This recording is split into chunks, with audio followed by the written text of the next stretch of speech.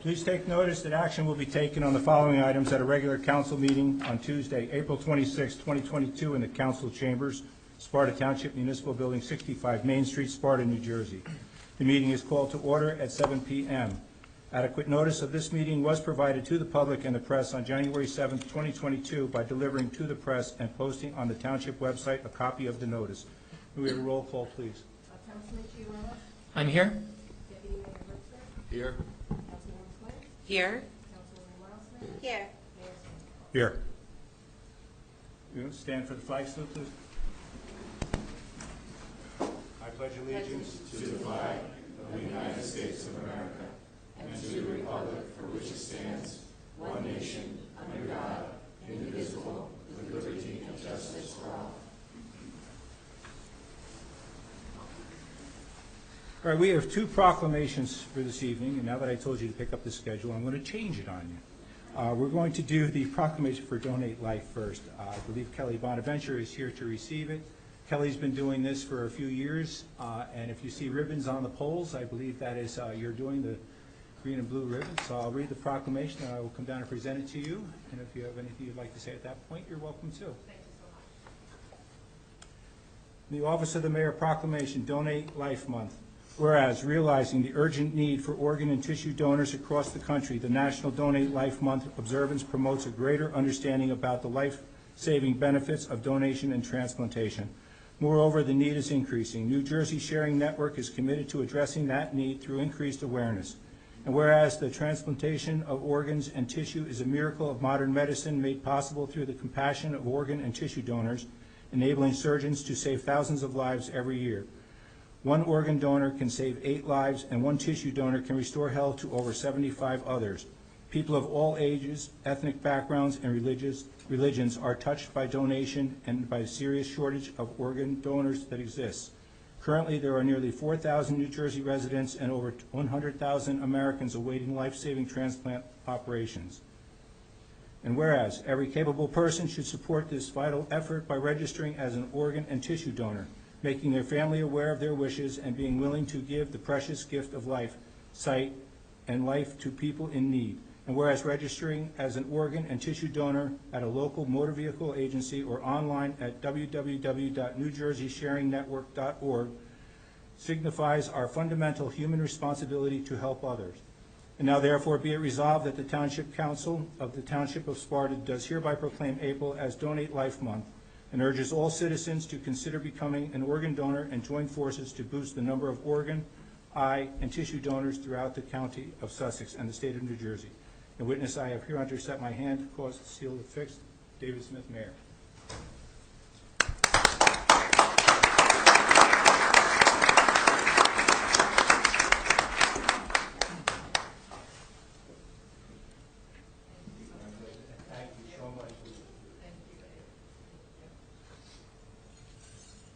So good evening, and once again, thank you so much to the Town Council for this proclamation in honor of Donate Life Month. April, every year, National Donate Life Month is recognized as a national initiative to help raise awareness for organ and tissue donation, and it encourages Americans to register as donors, and it also gives us the opportunity to honor those who have saved lives through the gift of donation. As the manager of community services at New Jersey Sharing Network and as a Sparta resident for the past 28 years, I am honored to accept this beautiful proclamation again this year. I'm happy to say that this is the 6th year in a row that the Town Council has issued this proclamation and let us hang our blue and green ribbons around town to promote awareness about donation. Your support of the Sharing Network and our mission means so much. You know that. It touches my heart in the deepest of places. Last year, I'm happy to say, despite the pandemic, the Sharing Network had the most organ donors ever in a single year. We had 233 people unselfishly give the gift of life, resulting in 599 organs being transplanted, 599 lives being saved, and over 42,000 tissue gifts being recovered. We also saw an 8.3% increase in donor registrations, and it is support such as this and events such as this that help to make that possible. Once again, this year, Sparta has been directly touched by organ and tissue donation. My very own next door neighbor, Doug Noble, who many of you know very, very well, passed away in January, and Doug, as you all know, was a very active member of the township, of the Sparta VFW, and was recently recognized by the township for his outstanding community service. True to Doug's kind and giving nature, he even gave in his passing. Doug was a registered organ and tissue donor and was able to give the gift of tissue in his passing. Through his skin donation will help restore health and healing to burn victims, to women who are recovering from breast reconstruction after mastectomy surgery, and cleft palate repairs for children. We thank Doug for his donation of his generous gifts, and we acknowledge Bertie, who was supposed to be here tonight, but I did not see her. But we thank Doug and Bertie for not only being beautiful members of this community, but for the gifts that Doug was able to give. And as I'm sure many of you know, we lost another resident, Sparta resident this year. Rob Ambrosino passed away in September. Rob was a dear friend, and when I heard tonight that the Sparta girls basketball team was being honored, it struck my heart to know that Rob would be so happy to know that you were all here tonight with him in his, again, generous spirit. Rob, again, was also a registered organ and tissue donor, and with his family's permission, I am able to share with you tonight that in his passing, Rob saved 4 lives. His left kidney saved a 57-year-old woman. His right kidney saved a 56-year-old man. His liver saved a 53-year-old gentleman. And that good old big time-carrying Amber heart went to a 61-year-old man who is alive today and living beautiful lives. Rob's lungs and pancreas were donated to research, which will have a positive impact on countless lives for many years to come. Rob was also able to be a tissue donor, donating skin and bone, which will, again, have perfect fit for him as the ever-loving coach to restore mobility, that people can now walk and run due to his generous gifts. Rob was also a cornea donor, restoring sight to 2 people. I'm also happy to share tonight that as part of the New Jersey Sharing Network Scholarship Program, Rob's daughter, Lauren Ambrosino, has been awarded the 2022 Betsy Niles Scholarship, which was founded by Betsy's life partner, Dan Sarnowski, who is here with me tonight. Dan started the scholarship fund to honor the love of his life, Betsy, who became an organ donor and gave the gift of life 11 years ago. So thank you, Dan, for your beautiful scholarship. And I know Lauren is at the DECA competition, so she is sorry that she could not be here tonight. Sparta's connection continues to donation. Also tonight, with his permission, Mark Orbitz, a former science teacher at Sparta High School, allowed me to share with you tonight that he received a lung transplant in February.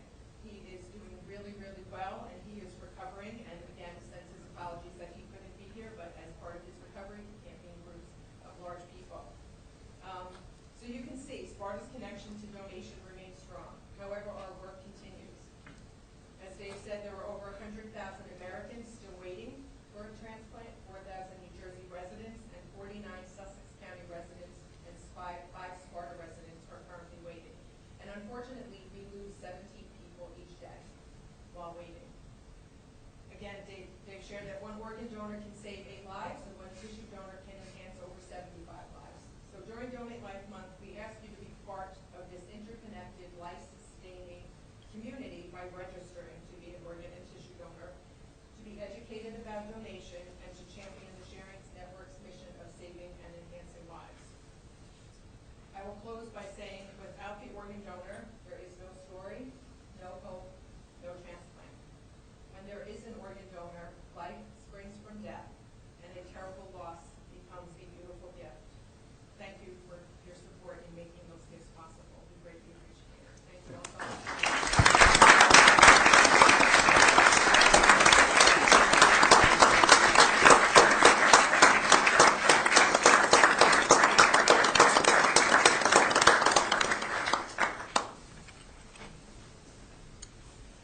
And now we have some very special ladies in the council chambers this evening, and it is my honor to have them here. It's nice to see a lot of young faces at the council chambers. We don't normally get a lot of young people.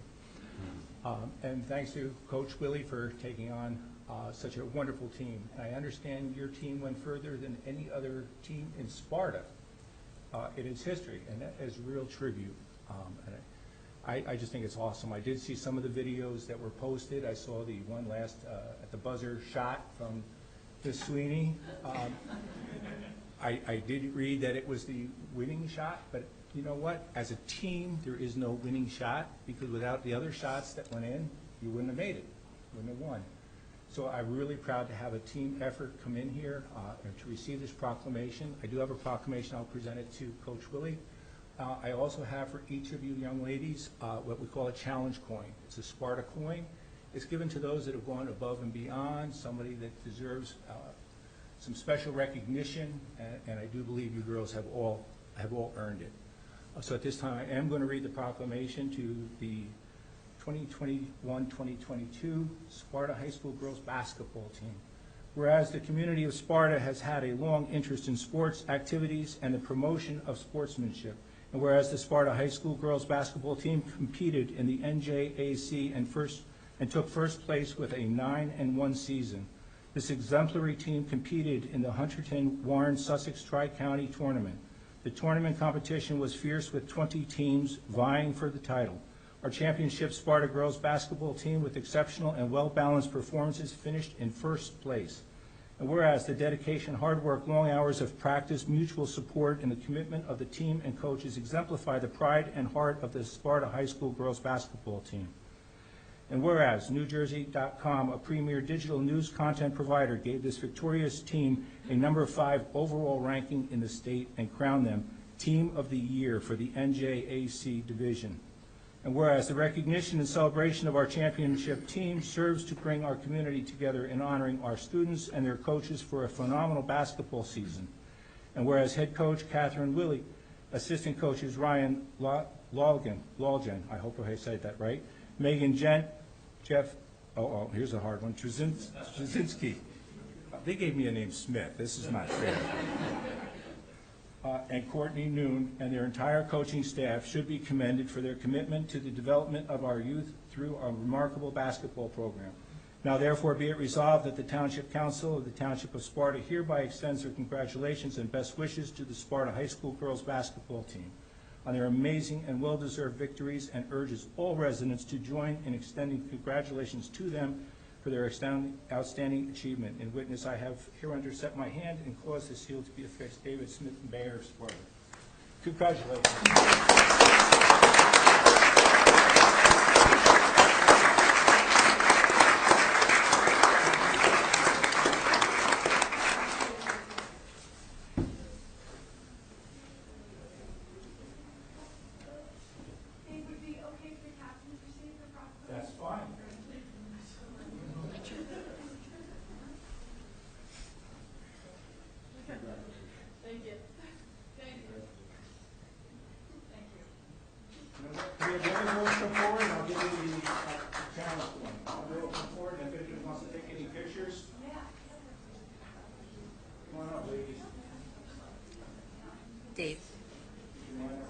Dave. Yeah, definitely. Yeah, coaches. Yeah, if the coaches can come up as well.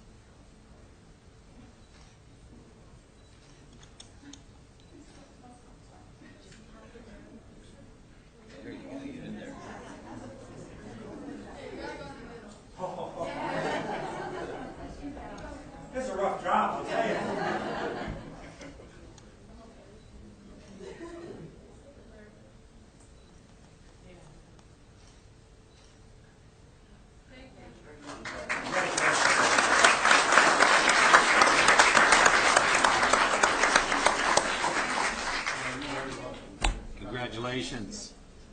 You know what? I'm going to call a 5-minute recess if anybody wants to take any extra pictures out front. The building is 50s lit up in blue and white tonight for you guys. You're welcome. Congratulations. Congratulations, guys. Yeah.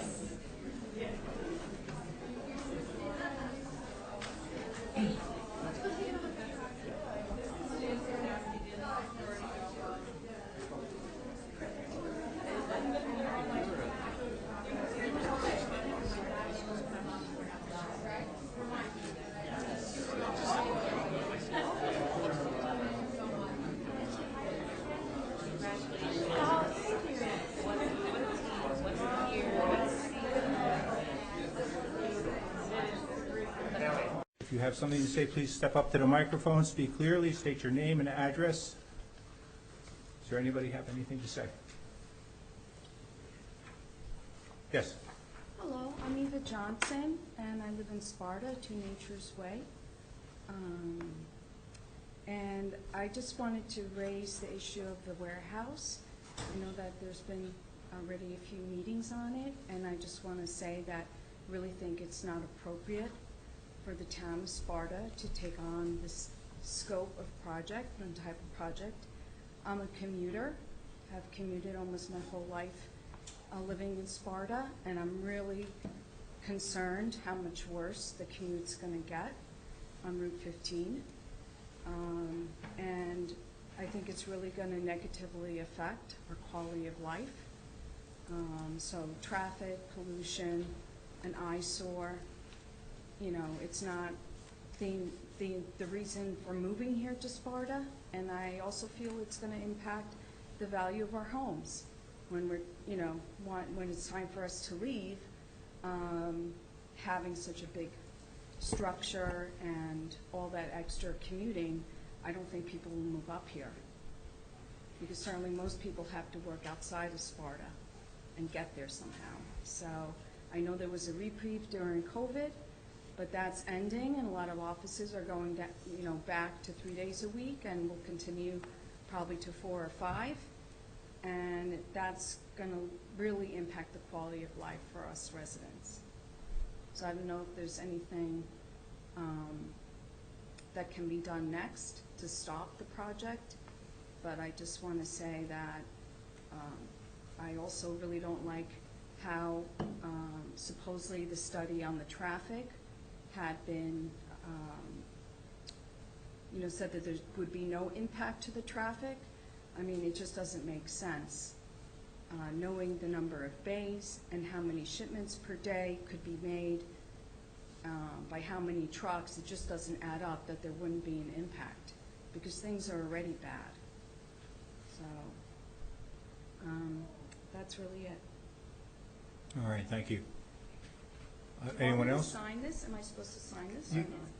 Yes. Yes?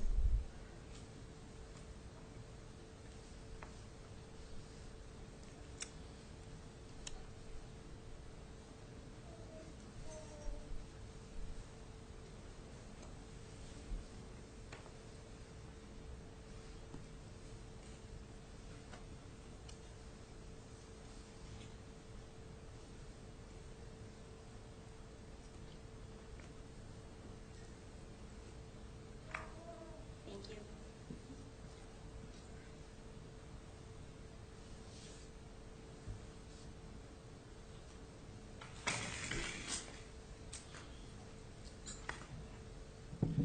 I'm Marilyn Chapman. I live at 66 Hunters Lane, my third and smallest house since I came here 55 years ago. I respectfully ask this question about transparency, and that is, what steps have been taken to do something about the public address system since we last met here, so that your constituents can hear what their elected officials are saying? You know, I know we talked about it. I don't know if Mike has been able to do anything yet. Yeah, so we have applied for a grant that we're waiting on some funding, but and that's taken a little time. But we certainly intend to make some upgrades in this courtroom. for a variety of reasons in a variety of areas as well. Thank you. Can you estimate the time that it will take for this grant to either come to fruition or be denied? It's not solely dependent on the grant, I must say, as well. So we're looking to do something within the next few months here. That's a long time. What are the some things you're thinking of doing in the next months? We have a critical issue going on in this township right now. We want to be able to hear every word you say in regard to it. You can hear me, correct? I can, and I thank you very much for using the microphone appropriately. Yep. So we are making these upgrades to, some of the microphones, some of the video system for the court system. Those are just a couple of variety of things that we're going to be doing. Thank you. I also would like to know how it is that Andover Township, which is probably a less well-endowed township than Sparta, manages to put up notices on the highways so their constituents can see what's coming up on the council. How is it that Sparta can't or won't do that likewise? I'm not sure know what signs you're talking about. We do post on our sign in front of the municipal building when our meetings are. It's also on our website when our meetings are. And if you don't have access to either, most people know that every second and fourth Tuesday of the month are our meeting nights. They don't change. Occasionally we will cancel one, but as a rule they don't change. You could always call the municipal building and find out, if there's a change on it. I have gone to the website, and it has not been clearly laid out for me to see that you meet routinely on the second and fourth. Maybe it's been changed since I last looked? It's, I know it's on the calendar on the website every month. All right, I'll look again. Actually, all the meetings, pretty much all the statutory meetings are on that calendar. One last question. How is it that you previously said you're working on it and the ball is rolling to do something about changing the master plan? And when are we going to hear what exactly is happening? I can't discuss at what stage it's in now, but you will be notified as soon as something comes up. I could refer to Tom Ryan on that. She's talking about the discussions we've had on the change in the ordinance as opposed to moratorium. Well, I know the council's in consulting with the township engineer and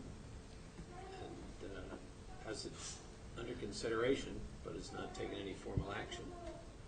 I heard the word moratorium voiced, but I was unable to hear any of the rest of it. Could you tell me, is there work No, to it's get just a saying moratorium? That was one of the things that was suggested by actually your group. We're looking at all different angles at this point. Once the council comes to a decision, it will be posted and it will be public at that point. I'm puzzled that when you referred to the ball being rolling and working on changing the master plan, it appeared that the councilman who presented a resolution to prevent warehouses or truck depots was unaware that the ball was rolling or that you were working on it. How is it that some members of the council seem to aware, but not all members of the council seem to aware? Because we had just discussed it. We're allowed 2 people from council at a time to be together.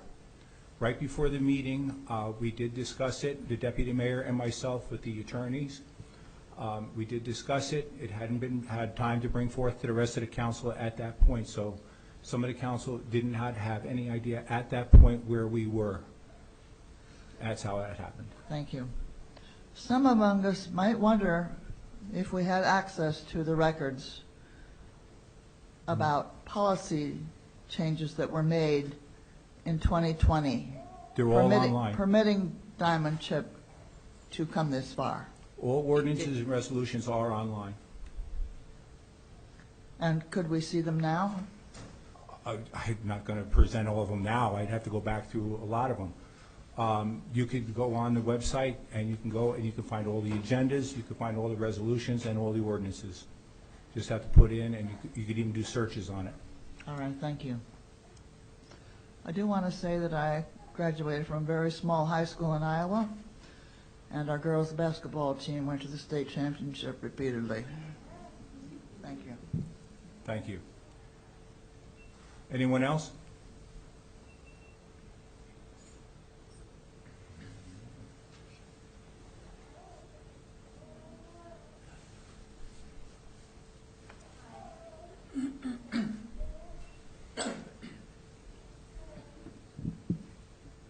Hi, State your name and address, please. my name is Kate Madison. I live at 22 Saddle Ridge Road in Sparta.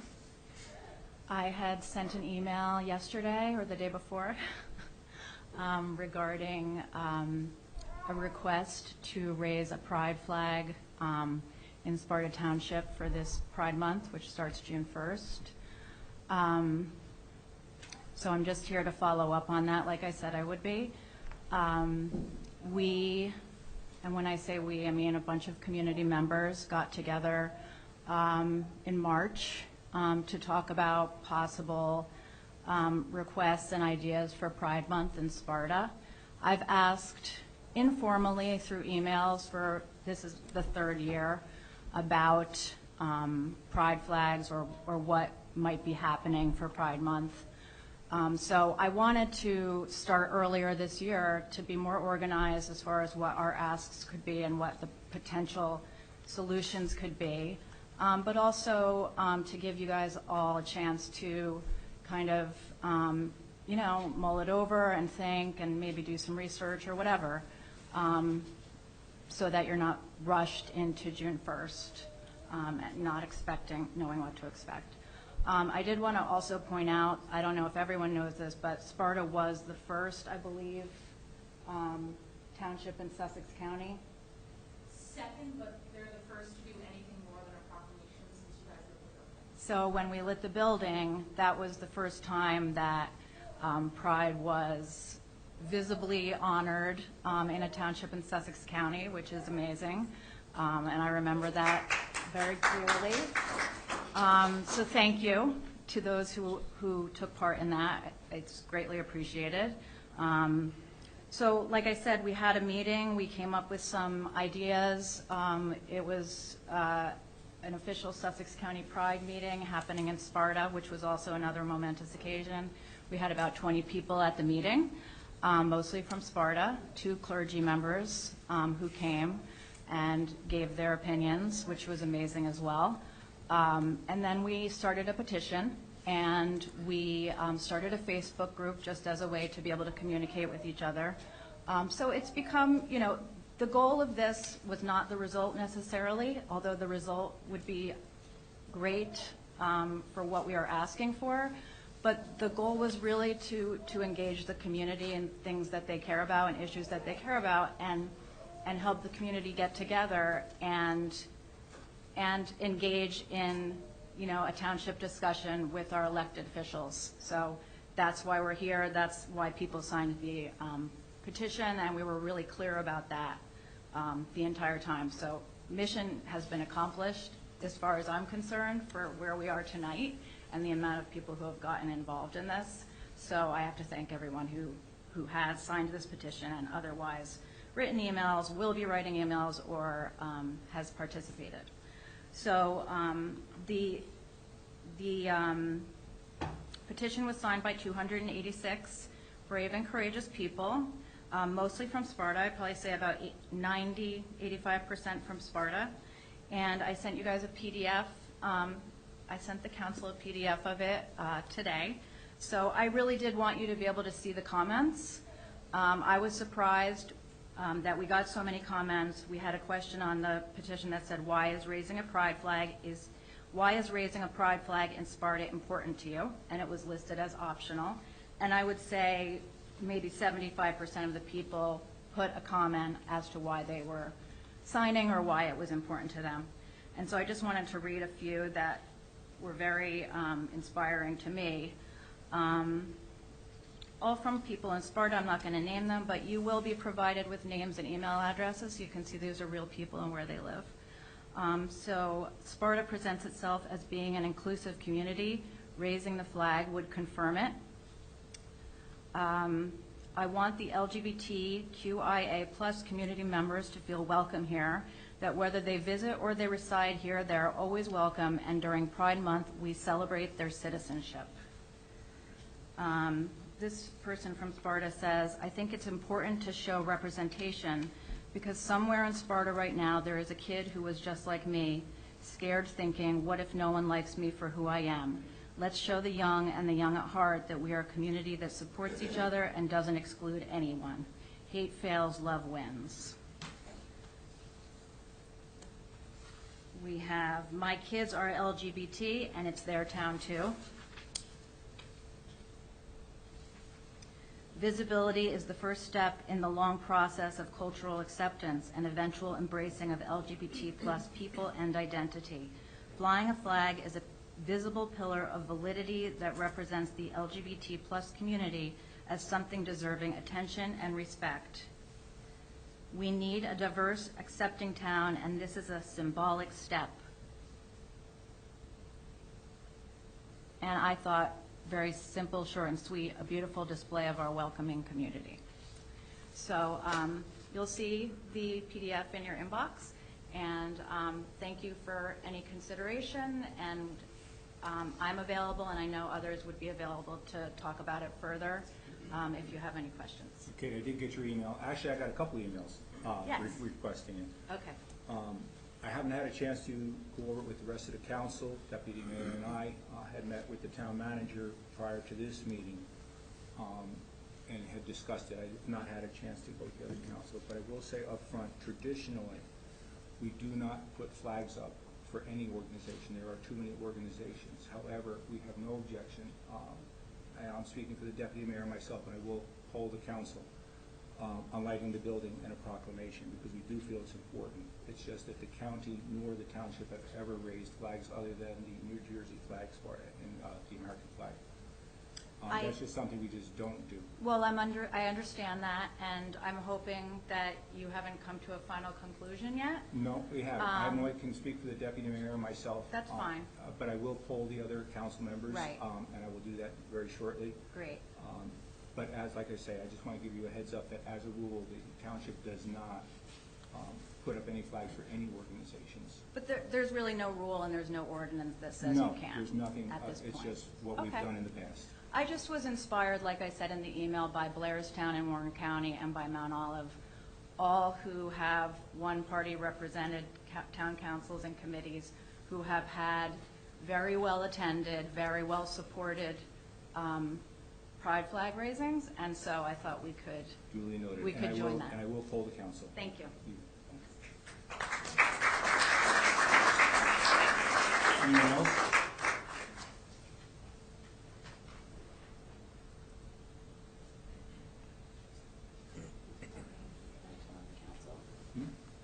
Hi, Neil Clark, Springwood Trail.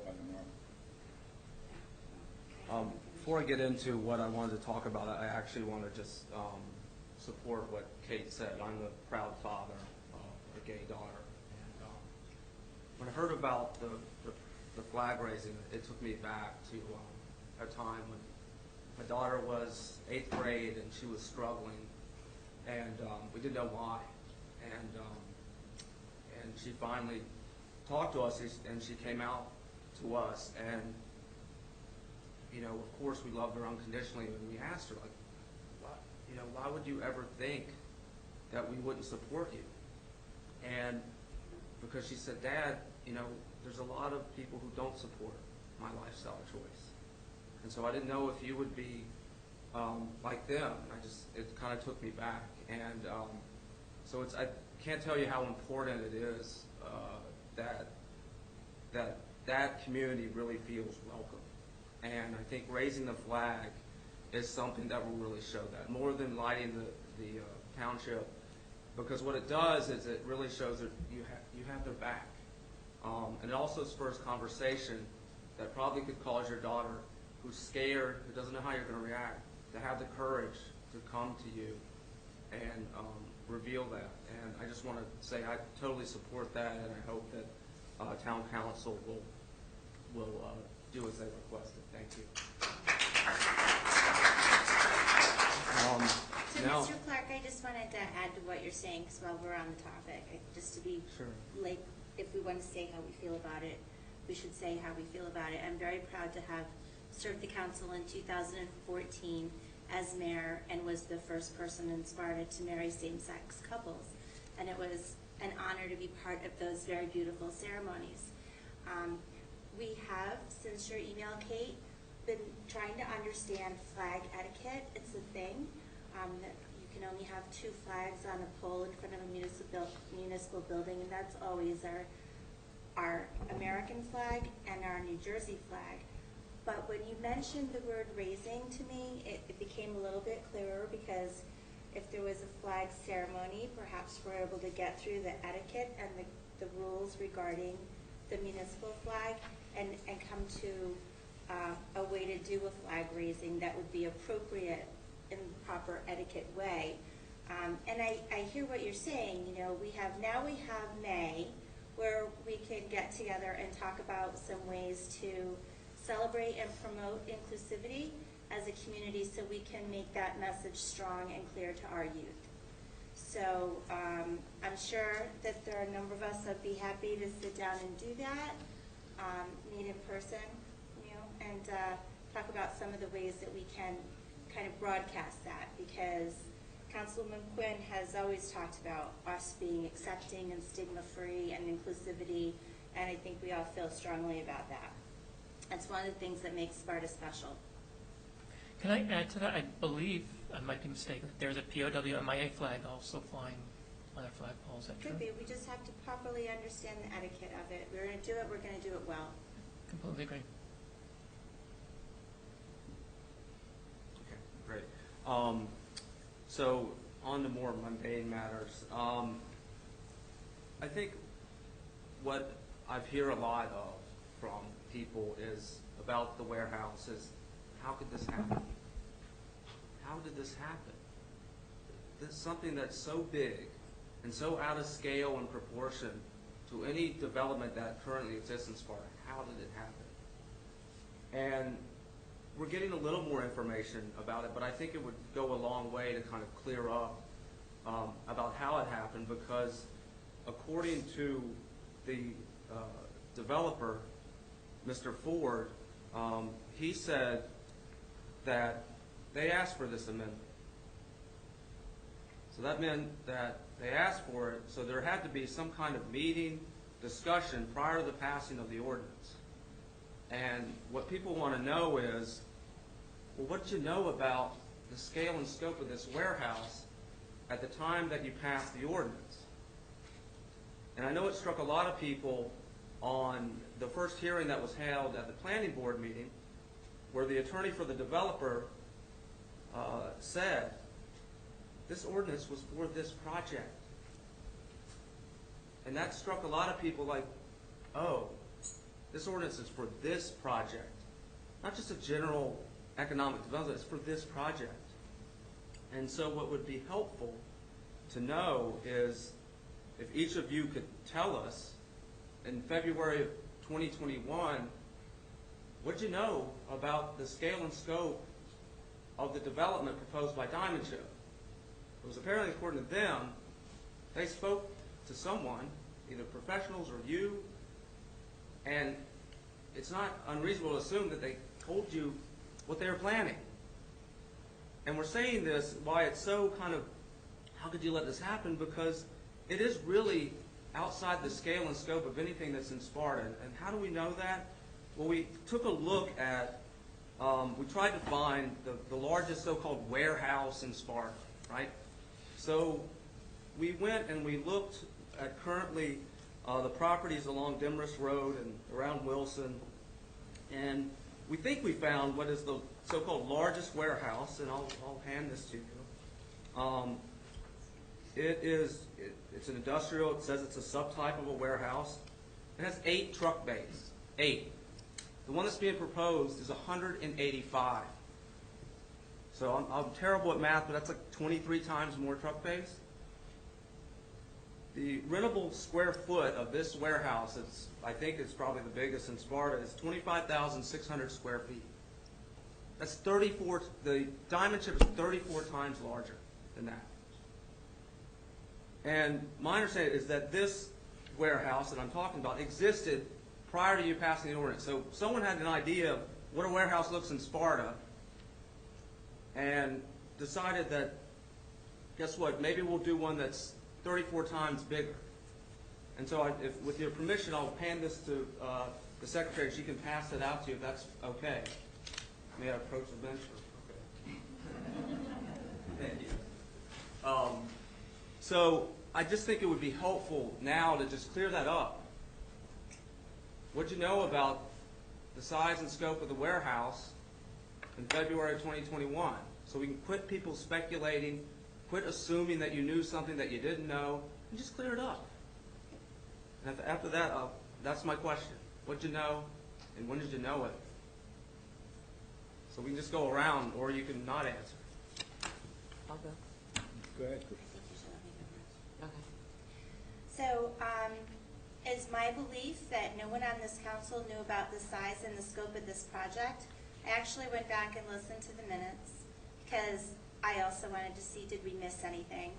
Did we ask the right questions? And I remember the day of the meeting because it was in fact my son's birthday. And so I went back, listened, and we did ask questions. And in fact, Councilman Sherrillo asked a lot of questions regarding size and scope, and there were no numbers for us to comprehend what this was going to be in terms of size. And that's my take on it. Even after going back and re-listening to it, so I could hear who said what, I do not believe that anyone here actually knew the size. And certainly, I didn't have any understanding of size or talking to the prior players, whoever was involved. I can expound on that too, since my name was mentioned.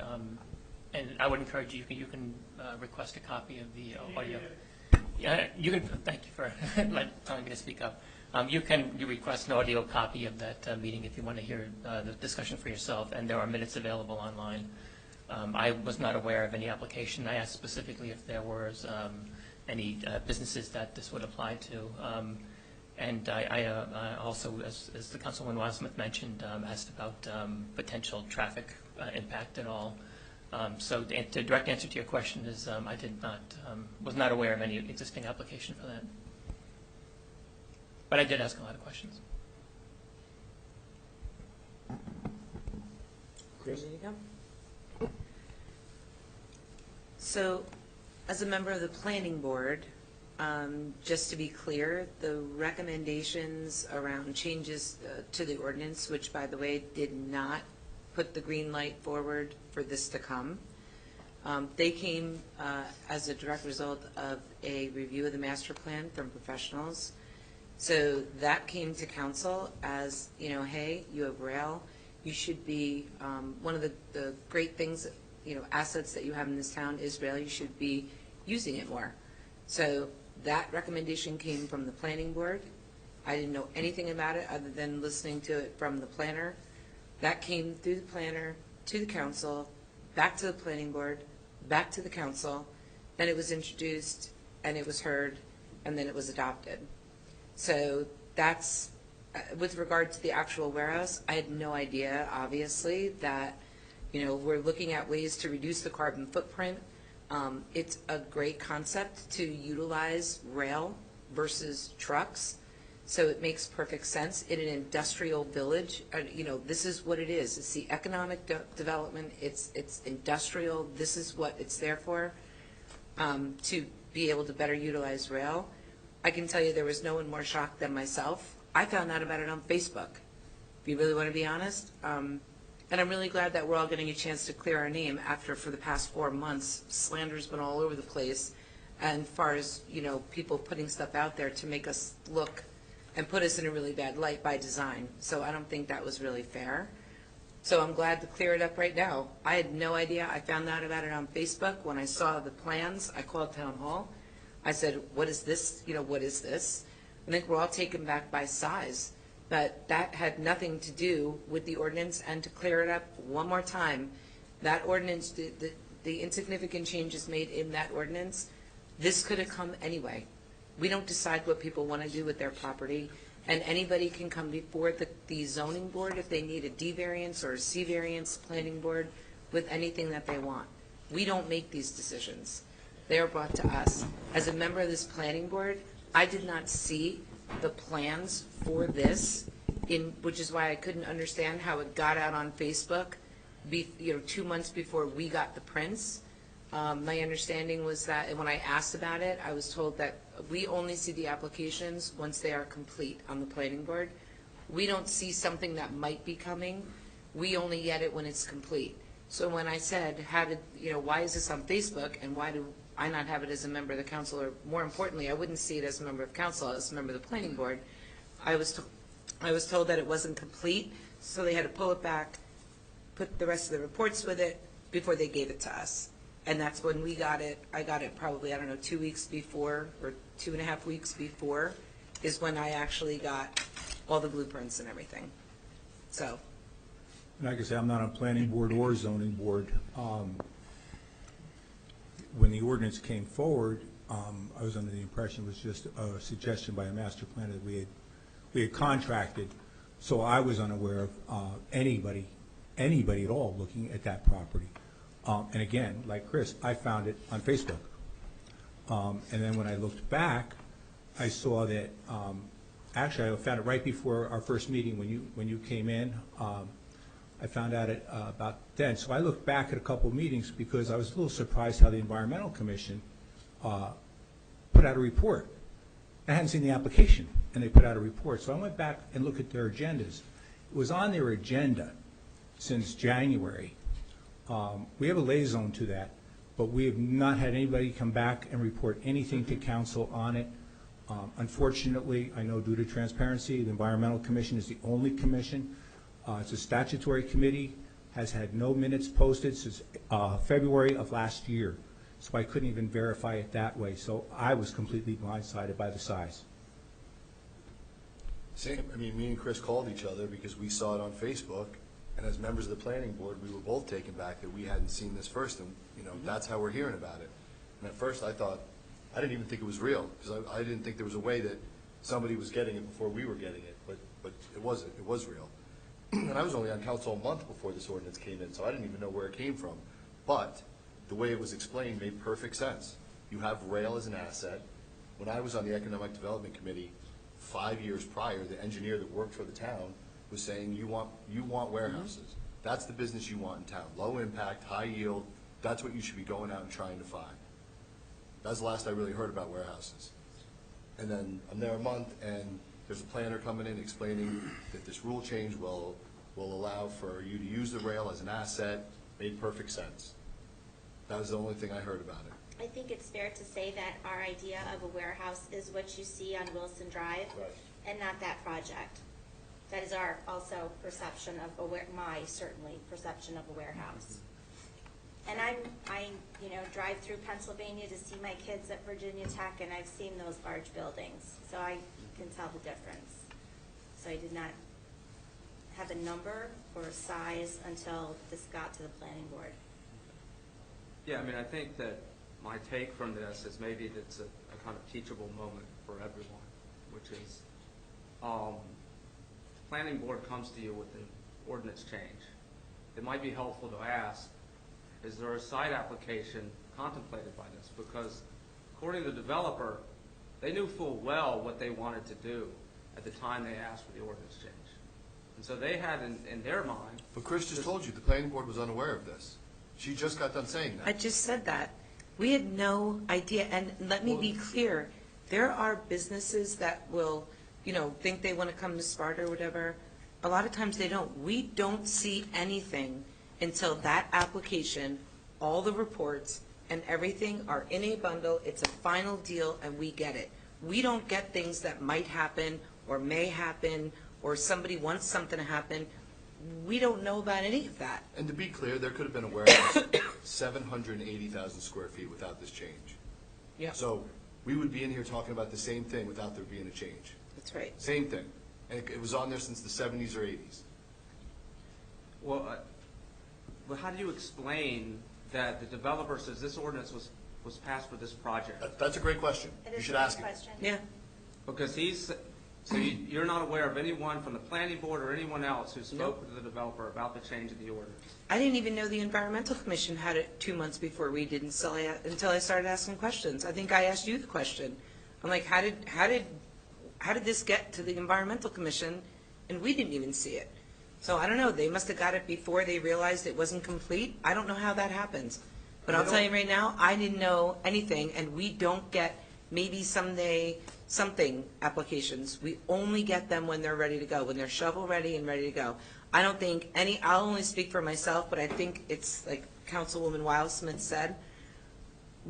I can tell you, when I saw that and looked at the numbers, I was like, what? Like, it's big. But you know what? Here's the difference.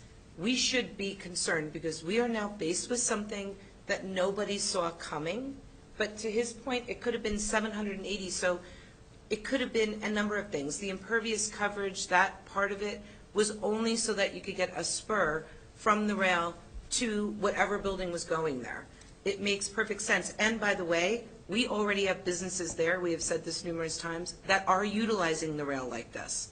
So this is not something that's not already going on. Obviously, the size and scope of it is something that took all of us back. And we need to be concerned, and we need to be asking the right questions. But what we don't need to be doing is putting information out there that gets people in a fearful panic without having the hearings that we need and the testimony that we need, and having conjecture and all these other things out there that don't need to be there because our ordinances don't allow them. So when everything was going out there about Amazon is coming, our ordinances prevent that. So we need to be concerned. Concern and fear are two very different emotions. We have got to be factual. We have got to do our due diligence. I have probably been to, I don't even know how many warehouses, I can't even express it to you in words, in the past months since seeing this. I've been up at that location, driving around all those warehouses, probably every single day for the past 11 days to get an idea of what's going on. You know, this zone does permit it. This is what's already there. But yes, we need to be concerned and we need to be responsible and we need to make, you know, the best decisions that we can given the wheelhouse that we're in, given the situation that we're faced with. I don't think there's a person that wants to see warehouse sprawl. I don't think there's anyone that, you know, was expecting this. Clearly, we all just told you that. And it would have been great to have, you know, we've been trying to say this for months, but that's not what's going on Facebook. And that only further adds to fear and further adds to bad feelings. This should be happening as a partnership. But from the beginning, it was launched as an assault and to drive people away from us. I've said since day one, and you were here when I said it, we're not the adversaries. And we live here too. It's not a fight. We have to be concerned, but we have to be factual.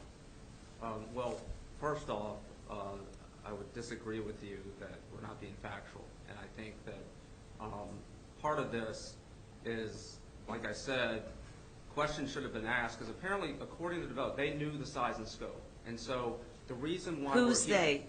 Who's they? Diamond, I can quote from you. No, but who's they knew the size and scope? Maybe Jim Diamond Ford Chip knew the it, size but and we scope didn't. of his The development. people building the warehouse knew the scope? I think that's pretty Yes, and then you self-explanatory. ask the question, right? So what I think, what happens normally in these situations is that if you ask the questions about, do you have a plan? I know you want to change the ordinance. Do you have a thing in mind? But we They didn't tell even you, know. But we did not have that That's fine. conversation. Okay, but the point is, the fact that you didn't have that conversation is why we're here today and why we're in the situation that we are. And all we're saying is going forward, if someone comes to you with an ordinance change, it probably helps to ask. The planning board came with the ordinance change. The planning board did not know anything about the project. Right. You've just said that more than once. Stop putting words in people's mouths. I'm not putting words in people's You're telling us mouths. we didn't ask the questions. We couldn't ask the planning board because they didn't know about it. That's what they're saying. The planning board had no idea, and that would be like the equivalent of saying, okay, we're gonna change the ordinance around how big your deck can be. So let's go to every neighborhood in Sparta and find out if any resident in the whole town has any plans to put their deck on. We don't know. We don't know until we get it what your plans are. Okay. All right, can we move on? Well, all I'm going to tell you is that they met with someone from the planning board to have the ordinance changed. They did not meet with someone from the planning board. They did They not met say with they someone to met have with the some. ordinance- okay. Okay, but again, we have to be factual. They didn't say they met with someone from the planning board. That is not what they said. I don't know who they met with, but I was there when they said, oh, this is what we asked for. And at that time, I'm like, who'd they talk to? I have no idea. We have to ask these questions. I don't know who they were talking to. They weren't talking to us.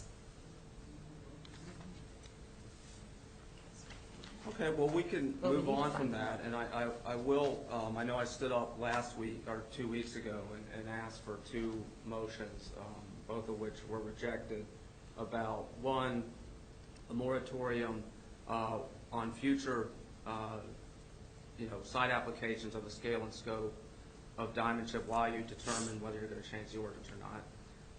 The second had to do with actually, considering looking into the ordinance, a formal motion. I understand you're doing that.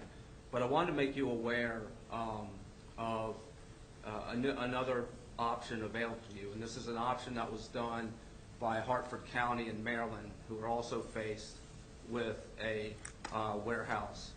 There, what they did is they put a moratorium on the actual application itself. They pushed pause, right? The developer had already filed a site application, proceedings were going forward, and they put a pause. Now, why did they do that? They did that because the town wasn't getting a voice in the planning board hearing. What you are getting at the planning board hearing is not testimony, it's advocacy. Now, why is it advocacy? Because every witness that's there is on behalf of the developer. That's what you're hearing. You're not hearing another expert, a third party. What you're hearing is advocacy. Our experts. That's coming. We have reports. The planning board has the reports from the experts, and what you're hearing is testimony. Just like if you were in any kind of case, you hear this side, then you hear that side. And as we get further, we've had 2 hearings so far. That's it. We've only had 2, and we have not heard even anything close to put us in a situation where we can start making any kind of decisions. We don't have a lot of the data yet because we haven't heard the testimony we haven't heard sworn factual testimony from experts in a lot of different areas yet. Are you saying there's going to be experts other than the experts hired by the developer? We have our own experts. I don't mean to interrupt, but I mean, it's very important to understand that this matter is pending before the planning board. It is not pending before the municipal council. And in fact, at some point in time in the future, some aspects of it may come before the council. And at that time, the council will be involved in the give and take of that process. But it's very important not to prejudge or suggest that the council is stepping into the shoes of the planning board. No. The planning board has the authority to hear this matter. It is presently hearing the matter, and it should be allowed to conclude that process. So we really have to, I know the desire is to be as transparent as possible, and certainly that is the objective, but it has to be done within the confines of the authority that the municipal council has, as opposed to what the planning board is trying to do. And I just want to emphasize that this council cannot usurp the authority of the planning board, whether it's being done in Maryland or it's being done in Pennsylvania. It cannot be done in New Jersey. And when you suggest a moratorium, I would suggest that you take a look at New Jersey municipal law and the enforceability of imposing a moratorium on any ordinance that is already in place.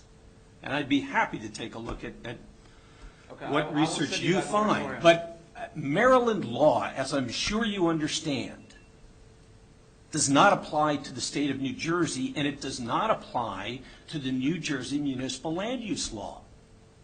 There's no need to be patronizing. I obviously understand that. What I'm telling you is that the benefit of that moratorium is because what it allowed Maryland, what Hartford County to do, is to convene an advisory committee made up of objective third-party experts, not hired by the developer, and not necessarily even hired by the people, but the township is funding it, and you get an actual objective look at the scale and scope of this development and the impact it's going to have on the community. And it's new information to me that there's going to be experts besides the experts hired by the developer. Because what we're faced with right now is, if we want the planning board to hear another story or hear an alternate view, people of Sparta are digging into their own pockets to try to get the money to pay for those experts, who can take a look at what the developer's experts say and say, you know what, that doesn't make any sense. The data's bad, the methodology is wrong, the facts are wrong. But an expert has to do that. But the process, so thank you, Mr. Ryan, and I want to thank you for clarifying that. So I will just say this. From the beginning, the very first time that everybody came together, we said, if you have questions, please reach out. If you need anything clarified, please reach out with regard to process, right? With regard to process. So if those conversations would have happened 3 months ago, rather than after 4 months of perpetual knife throwing on Facebook, and we could actually talk and move forward in a factual direction, everybody would be aware of that, because it's a planning board hearing just like every other planning board hearing, where we get all the information from our professionals, the person that's applying gets to bring theirs, and that's how it goes. It's no different. There's different sets. We could have clarified that a long time ago. Yes, and we are where we are, and we didn't have to be here, is all I'm saying. We didn't have to be here.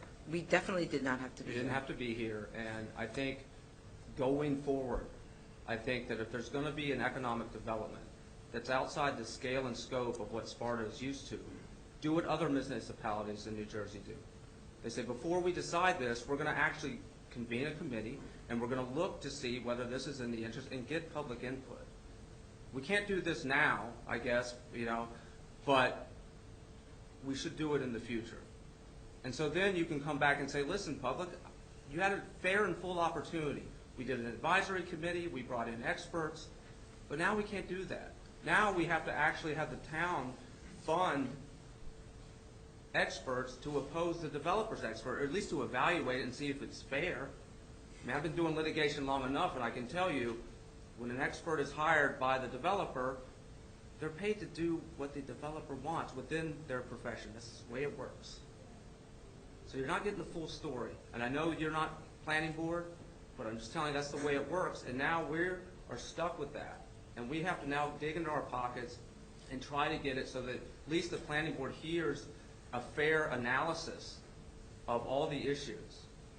So I hope we don't have to do that in the future. Thank Well, that's not necessary to do now, but I don't think you understand what I happens understand. at the planning board process. We don't understand? I absolutely Okay, understand it. No, I'm not, explain it to me. Okay. Do you think you're going to get an expert that is not represented by the developer We at the just got planning to board tell you we hearing? have our own experts that are going to vet this for the town. We told you that already, so keep going. Well, how come we don't know them? How come they haven't been They're disclosed? engineers, they've been on the boards. This is how the process works. You said you know the process. What I'm asking you, we already have the developer's expert report. Where is the expert report by the planning board experts you say you have? Where are they?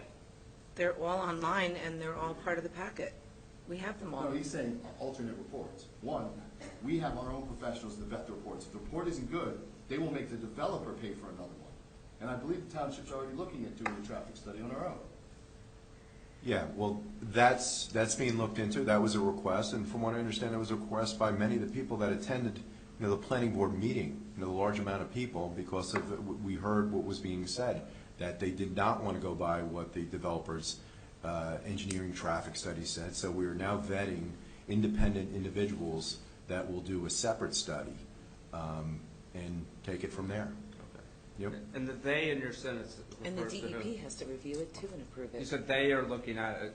All we're asking is... I am. Okay.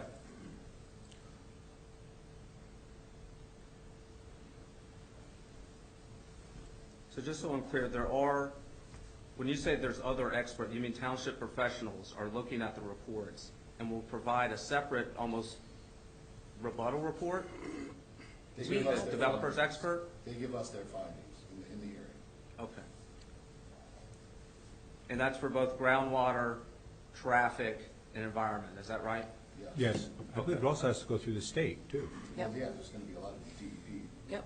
processes after They're going to have to battle it and bring it to the They state. still have to bring it to You the still have to state. get the DEP. Yeah, and I think you might be aware that the NJ and DEP just revoked 2 permits on a warehouse recently that so I understand that's not out of your purview. This whole thing is out of our purview. Okay. All right, thank you. Anyone else? Good evening.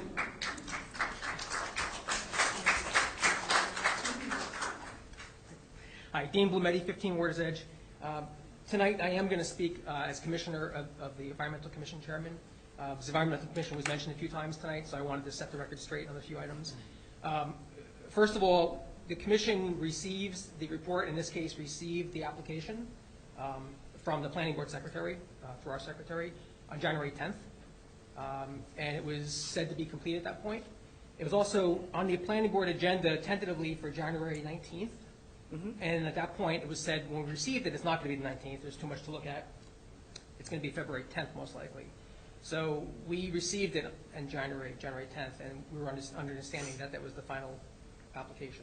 It did not affect our analysis or our report. It gave us a little more time. We were just getting reformed at that point, so we didn't have a lot of time beginning of January.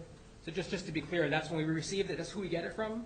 And that's when we do our job of reviewing the Environmental Commission. You got it from your secretary, but your secretary is not the same as the planning board's. No, but it came from the Planning Board Secretary. Because we get the full application. Yeah. We get the full application. Yeah, I'm not trying to get anybody in trouble. It came from the No, Planning Board right. Secretary I just want to be the clear. Environmental Commission Right. Secretary. Yep, okay. So that's when we had it.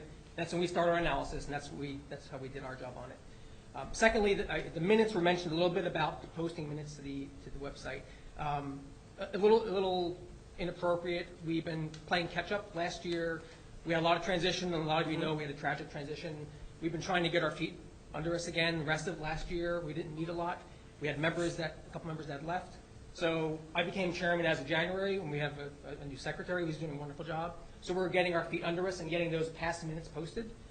We have one on the agenda for this Thursday night as well. So that's the story with the agendas being posted, and that's our intention is to get them out there. So just to clear that up too. Thirdly, back to the previous speaker, I did hear a mention that the ordinance change did not allow this kind of warehouse. Not specifically, perhaps, but I think it did increase impervious coverage availability. From 780 to 880 square feet. No, the impervious coverage. Right, allowed for the that. percentage. Allowed for that size change. Well, The percentage of the addition was total for lot the went up. spur. The addition was for the connection, the spur from the rail to the building. True, but I don't remember what the old impervious He's coverage saying the was. impervious coverage change allowed for the size difference. Yeah. No, the height, there was a slight height change. So the impervious coverage, just I'm making this up, I don't know the numbers I don't have in front of me. If it was 50% and it became 70%, then that allows for a bigger building footprint on that plot of land. It allows for the spur, too. The way that it was brought to us was that it would take care of a spur, because obviously you have to pave and you have to get the product from the rail to something. But the impervious coverage limit would apply to the entire lot, not just the section Exactly. along there, right? So it would have helped limit the size, it would be 880,000 square feet if the impervious coverage did not change. Also, the height, I believe the height of the building was increased. Again, if it stayed where it was, you would not have the same size warehouse perhaps, or truck terminal, whatever it's being called. So those two changes did not maybe directly invite this, but it did have an impact on the size and scope. Otherwise, it would be a smaller building in footprint and in height. So just to clarify. They didn't, I believed the testimony, again, I'm talking as a planning board member, not a member of council, so we should probably have these conversations at the planning board meeting, rather than having them at the council, but I'm happy to answer questions. My understanding, they're not going to maximum height, but we should be having those conversations at the planning board hearing, where we can get, where we have the attorney there as well, and we can have the whole board and answer any questions that you have. And you can get the application and take a look, but, No, I'm not stating that they're looking for a variance. We all know they're not. because I know you have it, so. Yeah, they're not looking for a variance because. And of they the also, ordinance. to be clear, could have come in at any time, like anyone else can, with a D variance request or a C variance request. Could have. That would give another tool at our And disposal. just to- bypass everything. We'll Right. give another tool at our disposal to take a careful look and maybe have other reasons to put a limit on it. Well, I don't think you can say we're not taking a responsible look at Oh, I it. didn't say that. But yeah, Just yeah, saying yeah. if there's a I'm just variance saying. request, Yep, there's always agreed. other Yep. opportunity there, so. Okay, that's all for tonight. Just wanted to clarify the environmental commission part in this and the role, so, thank you. And just to add to yours, Thursday night, they have a special speaker to their meeting. Yes, we do. We have a good audience here, so you might want to just let them know it's, I believe it's at 6 o'clock? Yes, for those who 6 don't know. o'clock here. 6 o'clock, meeting start, and we're having, it's on the plastic bag ban. We're having a community educational seminar. It's going to be the beginning of our meeting. We're having an expert come in from ANJEC, which is the Environmental Association of New Jersey, Environmental Commission Association. She's going to speak just for about 20 minutes, 30 minutes with a presentation, and then you'll have about an hour for Q&A. So if you want to ask questions, it's coming up soon. You probably read a lot about it, but if you want to get out there, if you want to ask questions and have them answered, if you're a small business owner, same pulls through. And Dean, what's the date of the, just to clarify for everybody, let them know what the date is where you will go into a store and you will not see bags? Yeah, May 4th. May 4th. So it's coming soon, so. Just a commercial break, that's all. Yeah. This Thursday night, if you want to come and ask questions, we'll be here starting at 6. That'll run till about 7:30, and then we'd love to have you stay for the Environmental Commission meeting at 7:30. Okay, thank you. Thanks, Dean. Anyone else?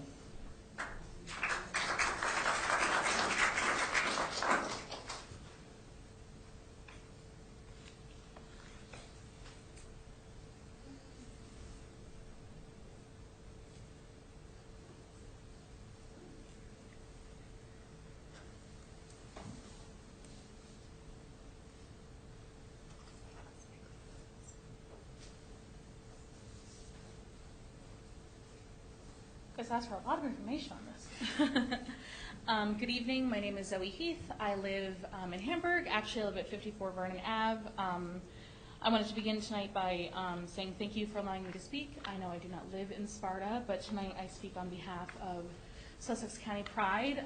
As you heard from several residents this evening, we are trying to go forward with an initiative countywide to get as many towns as we can to both proclaim June as Pride Month and raise a flag and do some sort of recognition.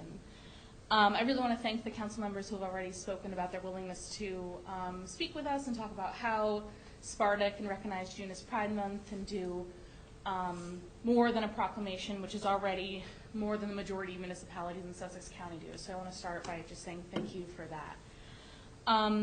So I grew up in Vernon for the most part. I lived in Vernon for about 10 years, and Vernon was the first town to proclaim June as Pride Month. Sparta, Franklin, and Newton followed very quickly thereafter, and like I mentioned with Kate, Sparta was the only town in the county to do anything more than simply light the building. And the building was lit on a basis I was not sure of, but I remember somebody texted me, and I was like, oh my gosh, and I drove over to Sparta, and I took pictures, and I was like, oh my gosh, this is so cool, because as a queer person who grew up here, I born in Newton Hospital, held the record for longest baby for a short time. I don't know how to check that or get my record back, but whatever. It's really hard growing up here as any sort of other. I think that Sussex County is a beautiful place, and I love living here, but it's not easy living here all of the time. So Sparta really has an opportunity here. Sparta, if they go forward and do a flag raising, will be the first municipality in Sussex County to do it ever. And I think that would be really wonderful for a lot of reasons. Most I commute from Morris Plains to Hamburg. I drive through Sparta every day. Every day I see the municipal building when I drive down 15. And I think it would really be wonderful because, as you may or may not know, Sparta United Methodist Church flies a gay flag all of the time. And in January, it was torn down and set on fire. That happened again last week. No one on this council did that. No one on this council made a bunch of homophobes go vandalize a church's property. But what the council can do is that they can show people who know that that happened, who saw that happen, the LGBT members of that congregation who found the burned flag, you can show them that you stand with them. Visibility is so life-saving for members of a community who suffer with anxiety, who suffer with depression, partly because they don't know that the adults in their community have their back. So Sparta is at a really wonderful position or they can send a direct response that Sparta's a stigma-free community, Sparta's a hate-free community, and we can display something like this. So I appreciate everyone who said, Councilwoman Bob-Smith, Mayor Smith, just being able to work with members of the community who want this, because it is so important, and we want to make sure that we are seen in every way that we can, and we want to have our officials take part in that. We don't want to fight you guys, that'd be silly. We want our community to come together, not just the LGBTQ+ community, but the Sparta community, the Sussex County community, everyone. So please consider it, and I'm available for any questions. Thank you. Thank you. I'll bolt onto that a quick story of the day that we lit up the columns for the first time when Mayor Wallace-Smith proclaimed June as the Gay Pride Month. After the meeting, it was dark, and I walked out with a friend to walk down the sidewalk to look back and take a picture of the columns lit up with the rainbow colors. And as we were doing that, a truck rumbled by, and somebody leaned out the window and yelled an expletive followed by a homophobic slur as they rode by. And the person turned to me and said, "That's why we do this." So I agree with that.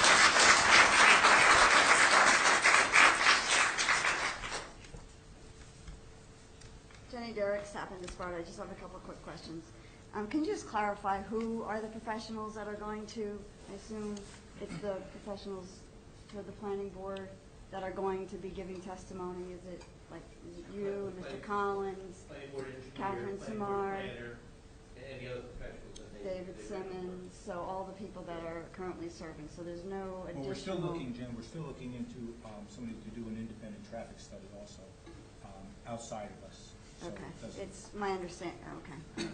Every application, as Deputy Mayor said, every application gets heard by the professionals serving the board, and those professionals rebut if counter testimony with the case may be. Sure, it just gives us a little bit of pause because some of the things, and you and I have had very frank conversations about this, that there was help from or guidance given by the professionals prior to the application. So can you clear up how is that not just so it's in the public? And again, I'll defer to the mayor if you'd like to address that. Actually, I'm going to defer to Tom Ryan on the legality of that. Yeah, Stan can respond to it. Thank you, Mr. Ryan. Township professionals will oftentimes meet with an applicant before they submit a formal application. Happens all the time. Many of those applicants. You and I have had this conversation. I just want to make sure that it's clear. I think you mischaracterized it as you spoke to me. Many applications don't even find, many ideas never find their way into an application that actually gets submitted. Oftentimes an applicant wants to understand, is there adequate water? Do I have firefighting needs? Et cetera. Can you help me understand the stormwater ramifications of my project? The economic development zone has some rather severe restrictions as to what can be stored within those buildings. Right. That's why it's not going to be an end zone. That's what people. But to an average business, well, not a question of average zone, I'm talking about environmental. Right. No, I understand. Yeah. Things that can impact. Chlorine and. Yeah. Right. And to an average business owner, it may not be clear. So it's very common for the property owners to reach out and say, I talk to someone who has an understanding as to what your read is. Our role is not, township professionals, our role is not to speak for the board. Right. Planning board makes its own decisions. And I said guidance. I didn't mean guidance. Guidance is not, right. but I I want to misspoke. guidance. I appreciate that. If the property owner is looking for perspective or clarification, we can do that with the proviso that this is our professional opinion, our interpretation, Right. based on our experience of working with the town, but the ultimate decision is always made by the respective board, and any applicant can make any application they want, however simple or complex as the case may be. Okay. I appreciate that. Thanks for giving me a chance to clarify that. And just one other thing to clarify, will there be any, because there's an application in front of zoning, and Mr. Ryan, maybe you can speak to this because there's no one else here. There's an application in front of zoning that's been submitted by the public. Will there be a professional to give advice other than the zoning board attorney? Is there going to be anybody else? And I think that's what Mr. Clark was referring to when we're talking about people in the community digging into their pockets to get an expert. I think that's where the expert is that they're talking about, bringing an expert. You're referring to the limited question that's been presented to the zoning board? The question about interpretation. I know that the zoning board attorney has recused himself, Right, and and we there don't is know another who. attorney who is stepping in his roles, so that is the only other professional that I am aware of that So I is going to think be that's where advising the zoning board. I'm sorry to interrupt. I think that's where the misunderstanding is, on behalf of some of it anyway, is that the professional that they're talking about being hired by the community, and maybe I'm misstating this, but I think it's for the zoning board application. And so we're talking about the hearing that's happening at the planning board will continue to go with the developer's testimony and then with our own professional's testimony. But the zoning board is a different question. I think you may be confusing a little bit. In terms of the zoning board, the only professional that I'm aware of that they're retaining on this issue is another attorney, Right. because their attorney has a conflict. That's it. Right. In terms of the planning board can retain additional experts at the cost of the applicant to render some review and some input to the planning board. And I believe they're considering that. That's why I'm reluctant to venture what they're doing on that. Okay. But they can Just trying to get additional get the experts. two boards separated and who's testifying Right, where. two boards, one council, so you Exactly. got three that you Right, have to chase right. down. And Yep. do we know who the zoning board attorney is yet? I do not. Nobody, okay. Thank you.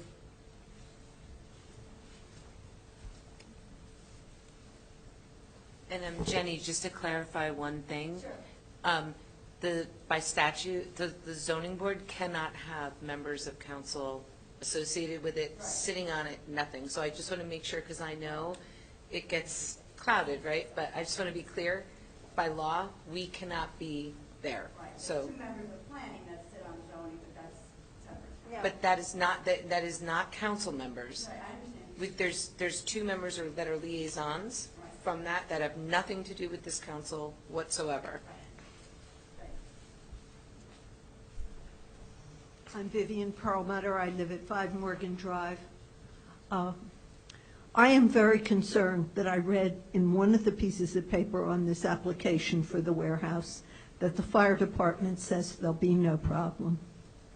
I want someone to authorize them to hire someone to advise them, because I noted that it took 3 fire departments, ours and 2 others, to put out the fire in one house in Lake Mohawk.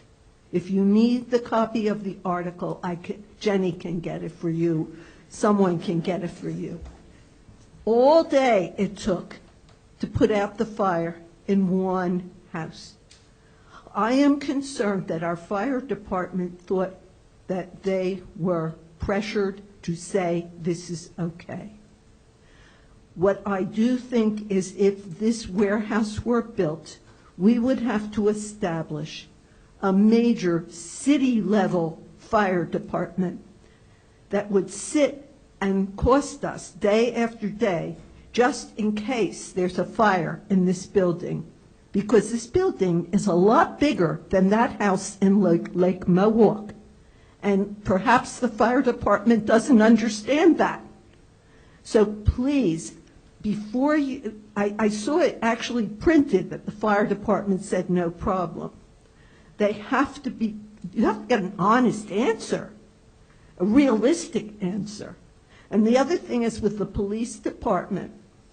We have a wonderful police department, but warehouses are known to have people who are called thieves or robbers, whatever you want to call them. They know the merchandise is all wrapped up. Nobody wants to come into my house and get whatever pieces of paper I have around my table. But when you have merchandise that's already wrapped in a container that they can just take and sell, then it's called merchandise, and they can get it. It's really something that they want, and they will figure out. And I'm afraid our police will be really inundated with work on this, and I just don't know who would hire someone to question that fire department ruling that there's no problem. I don't understand it.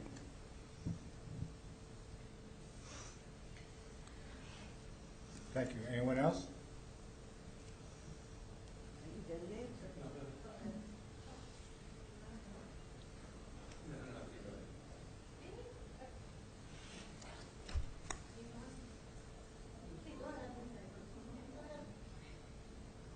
Wait, we're all just clamoring to get up here, aren't we? Good evening. I'm Kathy Ebenhausen, 25 Scudder's Road. I have two questions. The first one, I believe, is to you, Neil. There is a traffic light at the end of the off-ramp leading into 517 off of Route 15 that seems to have an inordinately small amount of time for the yellow to be shown. I wanted to know if anyone else has noticed this or is aware of this. Can you tell me where that is? Where is that again? At the end of the off-ramp onto 517 from Route 15. Okay. South or? Coming. So you're coming if you're northbound? coming north? You're or coming towards the south? Bagel Station? North, no, from down in Rockaway up North. North. Northbound, Thank you. exiting onto I'm a little 517, you're saying challenged. that yellow light is Yes. too short? So from when you're on 517, the traffic, when you're seeing the light crossing that, when you're driving on 517, Okay. I have observed on many occasions folks going through that light because by the time they get to it, it's red because it was just yellow, and that's a bit concerning to me. Are you talking about the one at the end of Lafayette Road that goes on to 15? No. No. 517 junction. Correct. Right. Off-ramp. So, and you're talking about the directional traffic from, say, Ogdensburg towards Andover, or vice Opposite. versa? Vice versa.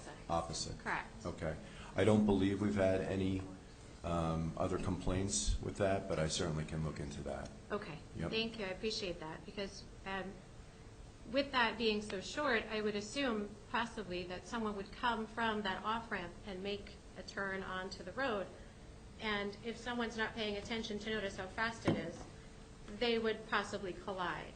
That's the first thing, right? Yeah. There's a safety concern there. Sure, I'll look into that. I can tell you this, you know, from looking at our incidents, I don't recall many accidents, fortunately, at that particular That's great. intersection. We have other intersections in town that we've looked at and addressed, and certainly are a concern to us as well.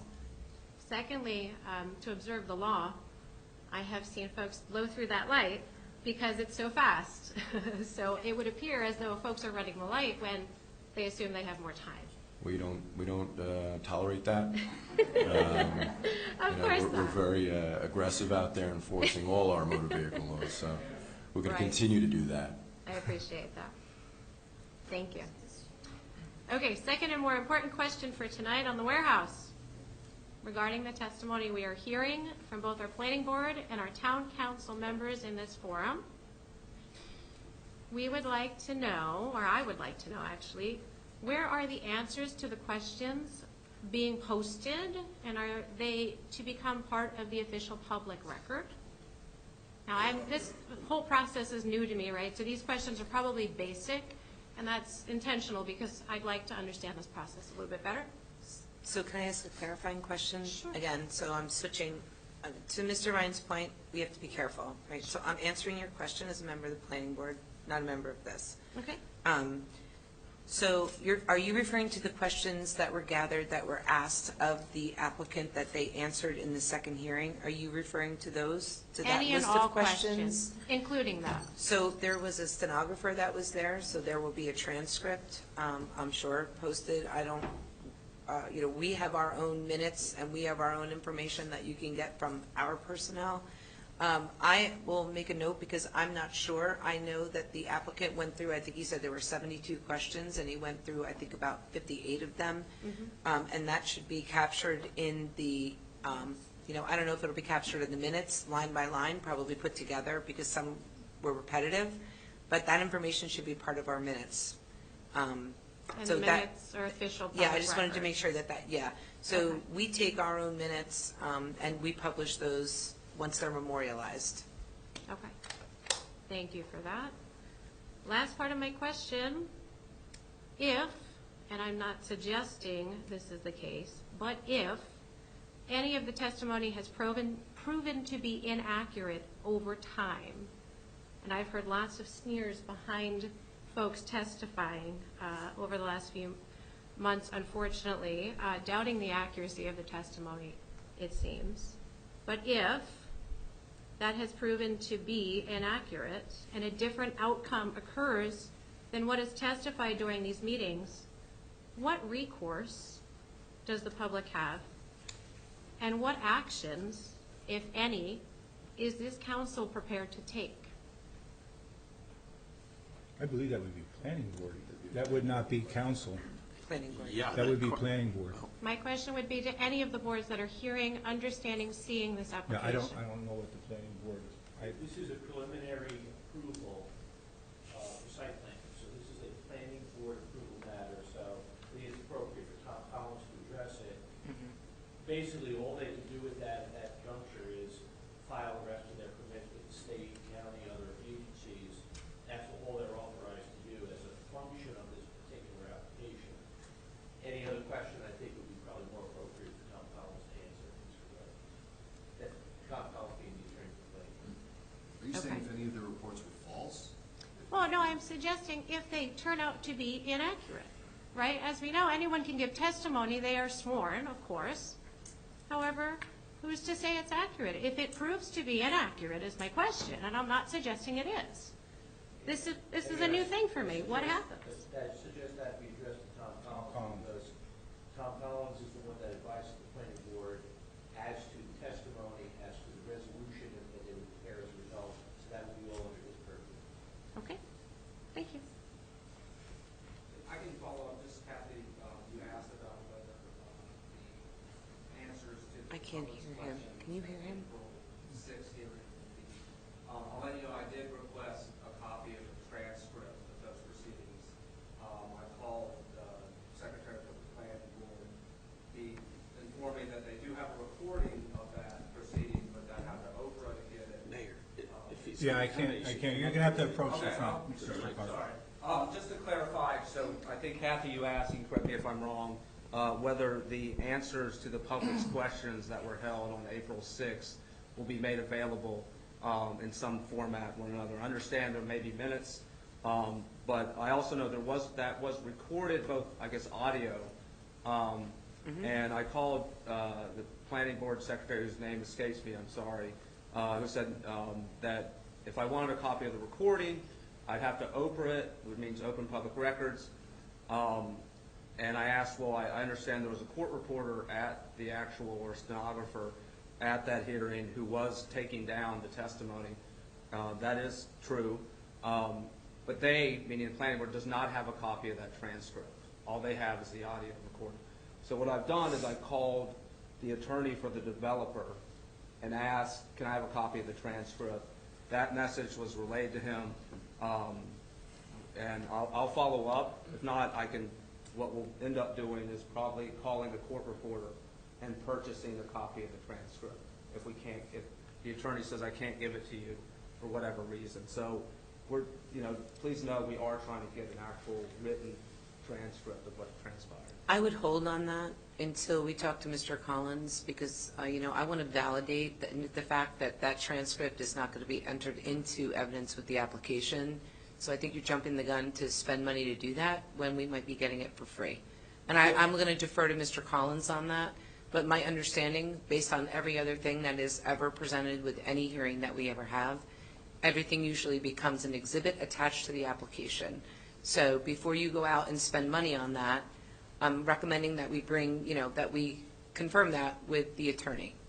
Yeah, that would be great if we could get it prior to the actual hearing next week, because as you know, part of what you do in cross-examination is you actually look what the witness said, and then you ask them about what they said. It's a lot easier when you have the actual transcript in front of you. I don't know what their time schedule is. We didn't hire that professional, so I can't speak to that. But to your point, the minutes and also the audio recording is available to anyone immediately. So I cannot tell you I don't know when their transcript's going to be done, but anyone right now could Oprah and get a copy of the audio, and when we memorialize the minutes, they will be out as well. Yeah, but if you have to Oprah, it's not available immediately. You got 7 days to respond. So that's why I think the transcript's the quickest way to get it. So, but I appreciate you if you could get it to us before then. Really Well, I'm not going to get it to you. I mean, we have to ask Tom Collins because we didn't hire this stenographer. The stenographer was not our stenographer. But I'm assuming, and that's why I want to confirm with Tom Collins, that a transcript of that would be, I'm assuming, again, that would be entered into with the application. But I can't make you a promise or speak to that. I will, we will talk to Tom Collins about it, and we can ask him in our planning board meeting. Okay, thank you. Okay, sure. Anyone else? Would like to, do we have someone else?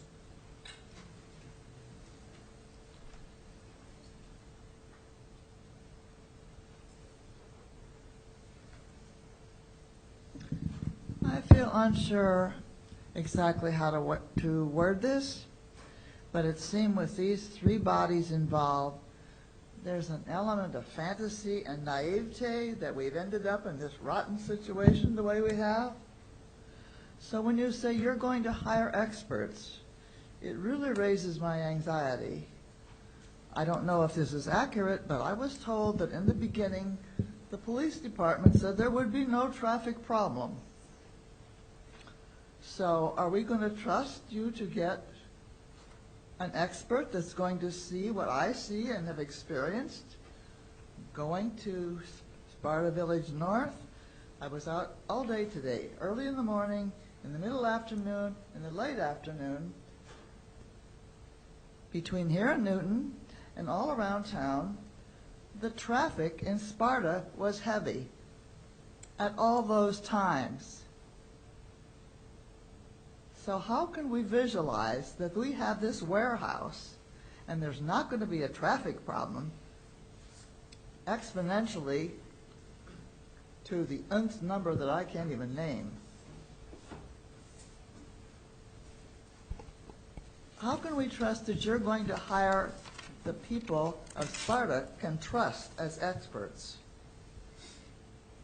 I went to the meeting at Lake Mohawk Country Club. I heard Julia Summers, who's been the head of the Highlands Coalition for decades. I've been giving them money for decades.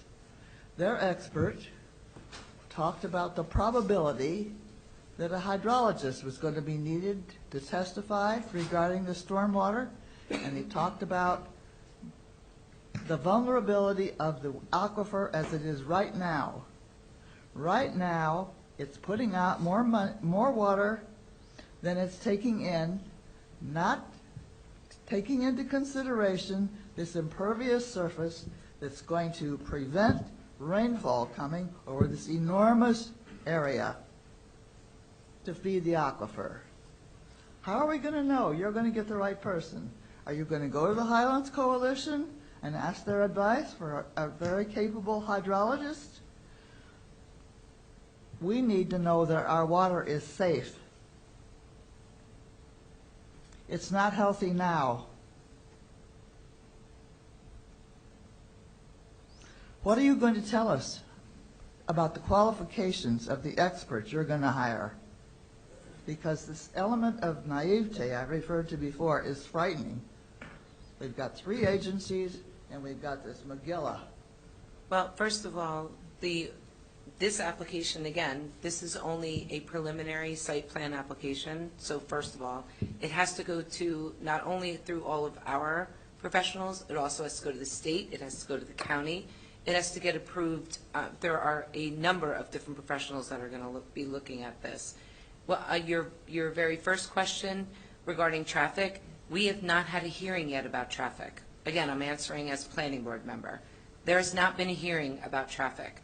We have no sworn testimony about traffic. We have 1 or 2 reports that have come out, but we have not had 1 ounce of testimony. We have a lot of questions, understandably, and believe me, we all care about our water. The site that's there right now is grandfathered and has not been held to any kind of updated ordinances with regard to any of the EPA standards, I believe, in decades. So, I mean, we have reason to be concerned. If you go back into the planning board minutes and see any single thing that's been approved over there, you see that we went through very great lengths to protect that aquifer. And with regard to traffic, we need that testimony. Sparta North Village was approved 20 years ago. It was approved 20 years ago. It was approved 20 years ago. It was the old Littell track. But we didn't approve that. The planning board didn't approve it. We're not discussing that. No, but I'm just telling you. So we need to get to this point in testimony. We haven't heard the environmental testimony, and we haven't heard the traffic testimony. And we all have the same questions. We all have the same questions. So during those hearings, we are going to be asking tough questions. But we're not there yet.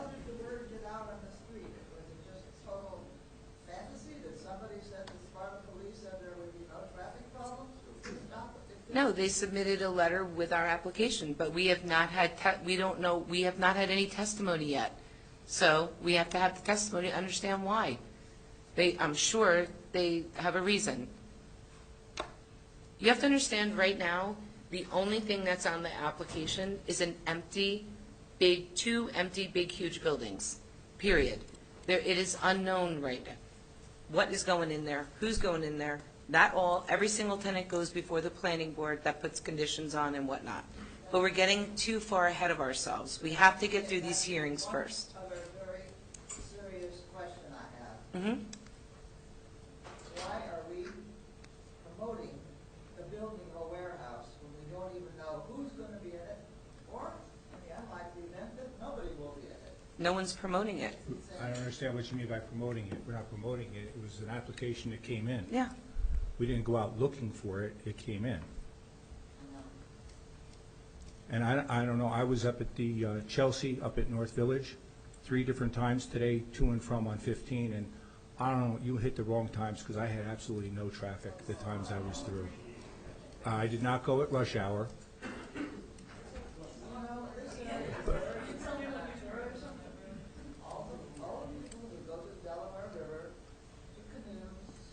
Birdwatch, take photographs,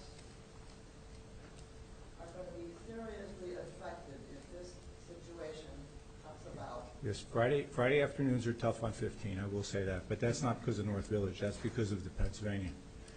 Is there? Do you have anything else? Because we're starting to get a little bit late on time, and I didn't want to restrict time tonight.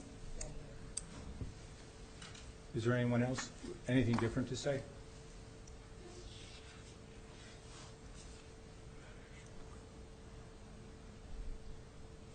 I don't have anything different to say. That depends on how you hear my words. But my name is Adrian Whelan. I said I don't have anything different to say. That really depends on how you interpret my words. But my name is Adrian Whelan. I live in 12 Perfect Drive in Sparta Township. I have a few observations, but since time is running out, I would like to stick with only one area,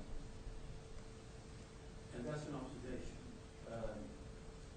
Earlier, Mr. Cohen addressed the origin of the plan, if you will, or the concept plan for the warehouse, and that it was unknown to the council what it would be. It was unknown to the planning board prior what it would be, and it kind of slipped through. It's something that you as a council, according to Mr. Ryan, cannot address because it falls outside your purview. The planning board can no longer address it because they missed the train. They missed that station. They didn't have the questions when they might have. From what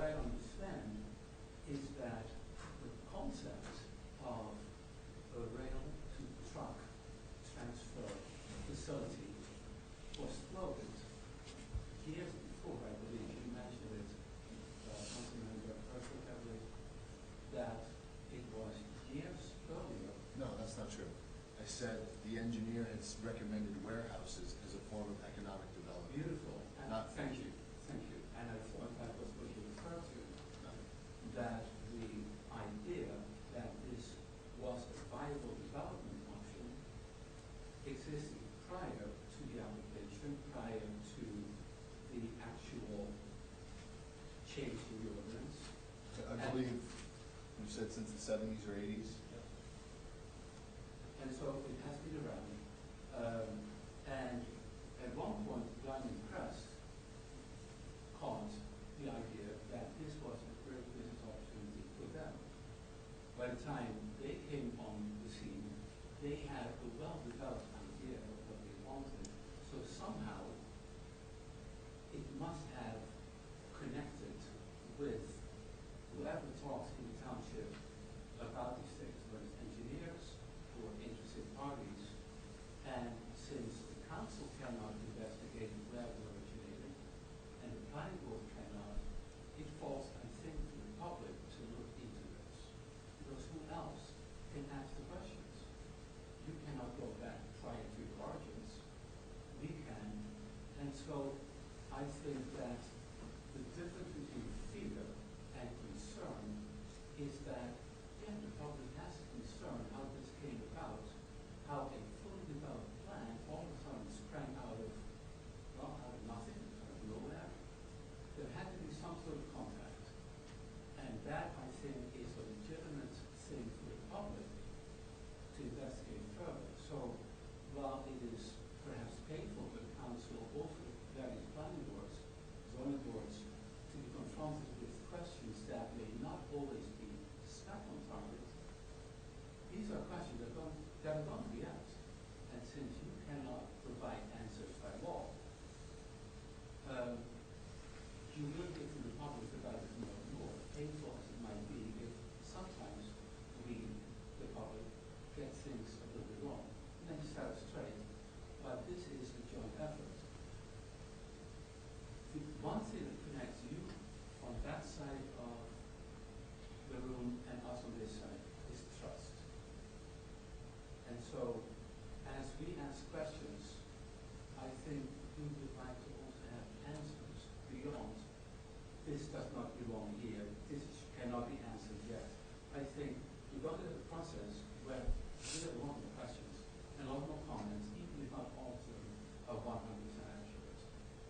That is my observation about the comment and the discussion that was said earlier.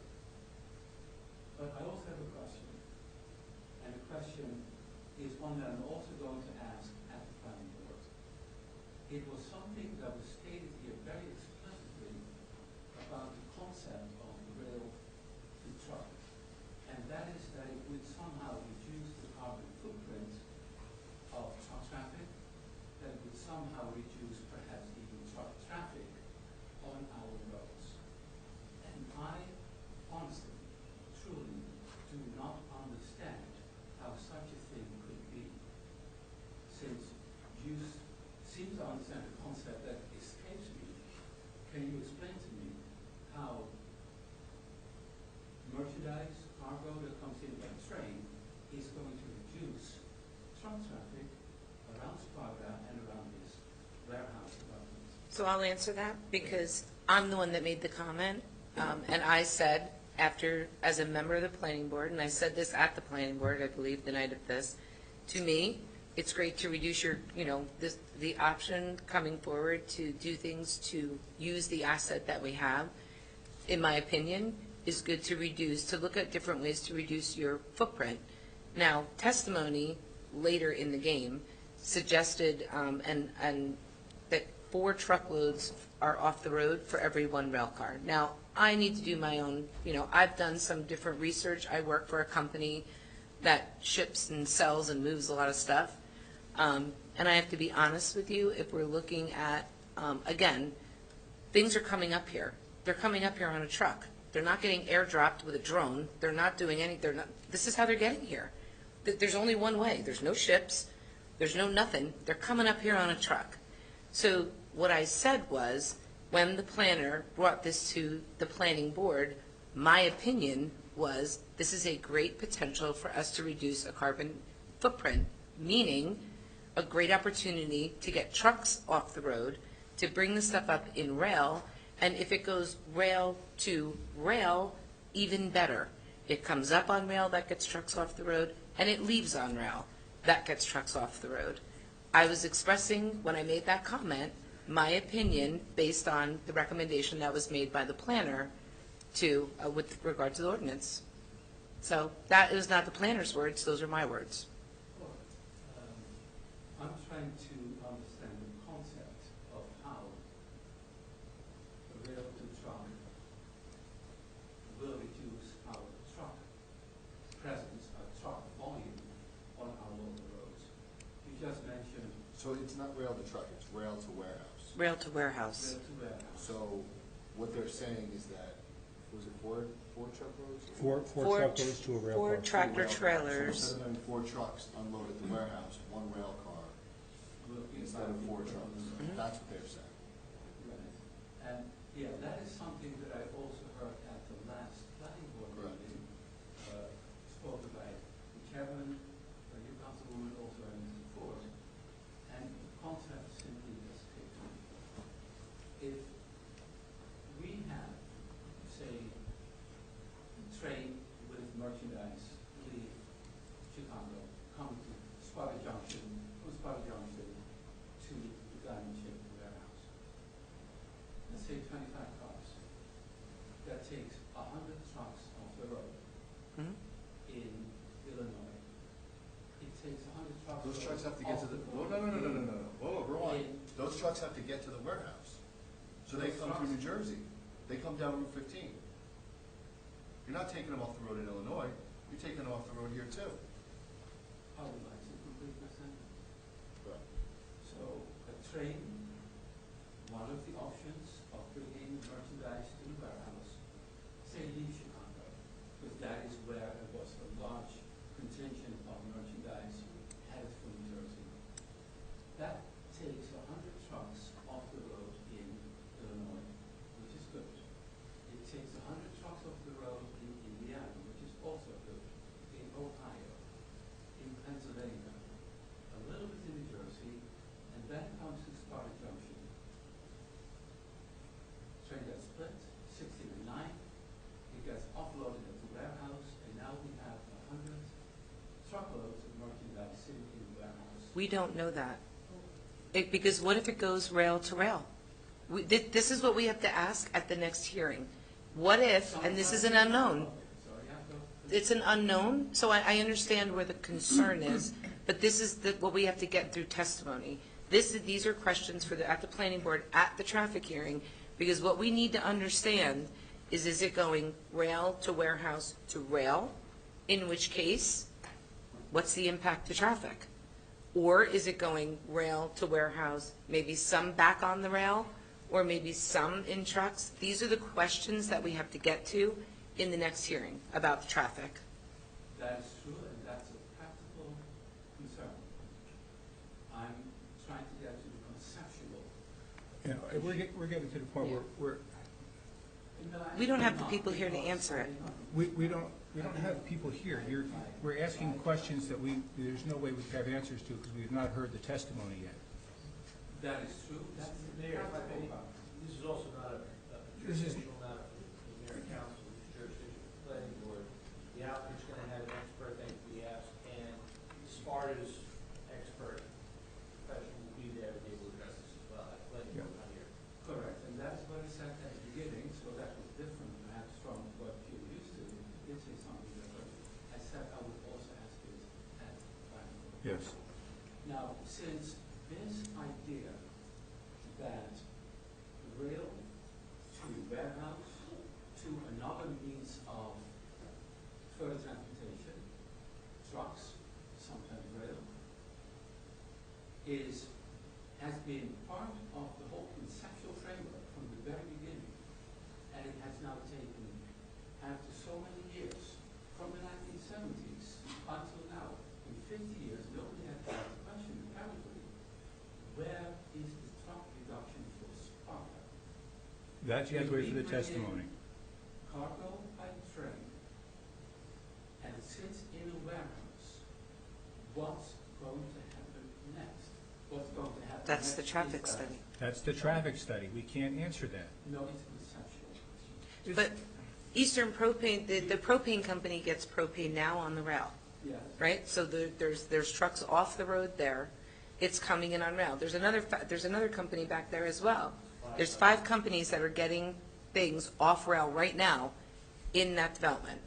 Okay. So there's trucks off, I'm saying, I can't answer the exact number. We have to ask the planning board and the attorney. They'll know the specifics, but just to let everyone know, this is already happening here. This is not the first use this is going to be. It's already being done here. Correct. Not to this scale, obviously, but it's already being used. Correct. It's 2 things. It has not been studied conceptually if Eastern Propane or the other companies using rail traffic, if that reduces the truck volumes. Here is the conceptual point. The conceptual point. If I have 2 vessels, please. Yeah, but we're getting into an area that has absolutely zero to do with the council. We can't answer that. I understand. We're not here to answer concepts like that. Yes, we are, because No. concept of That's planning board, though. But that's planning board. has been mentioned as a rationale to go forward with this plan.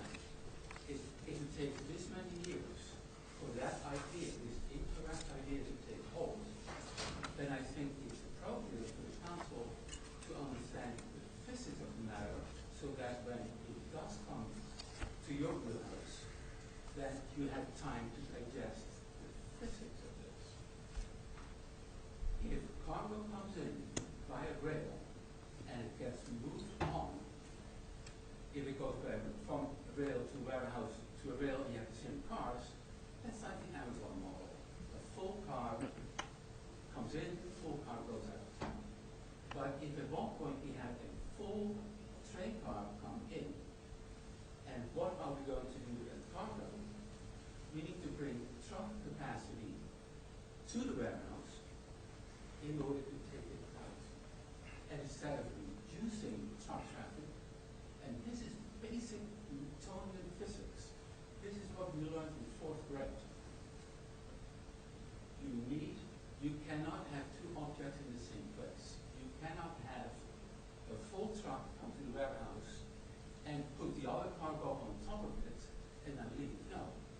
It has to be carrying capacity, which is in principle an empty truck, which picks up the cargo from the train and then distributes.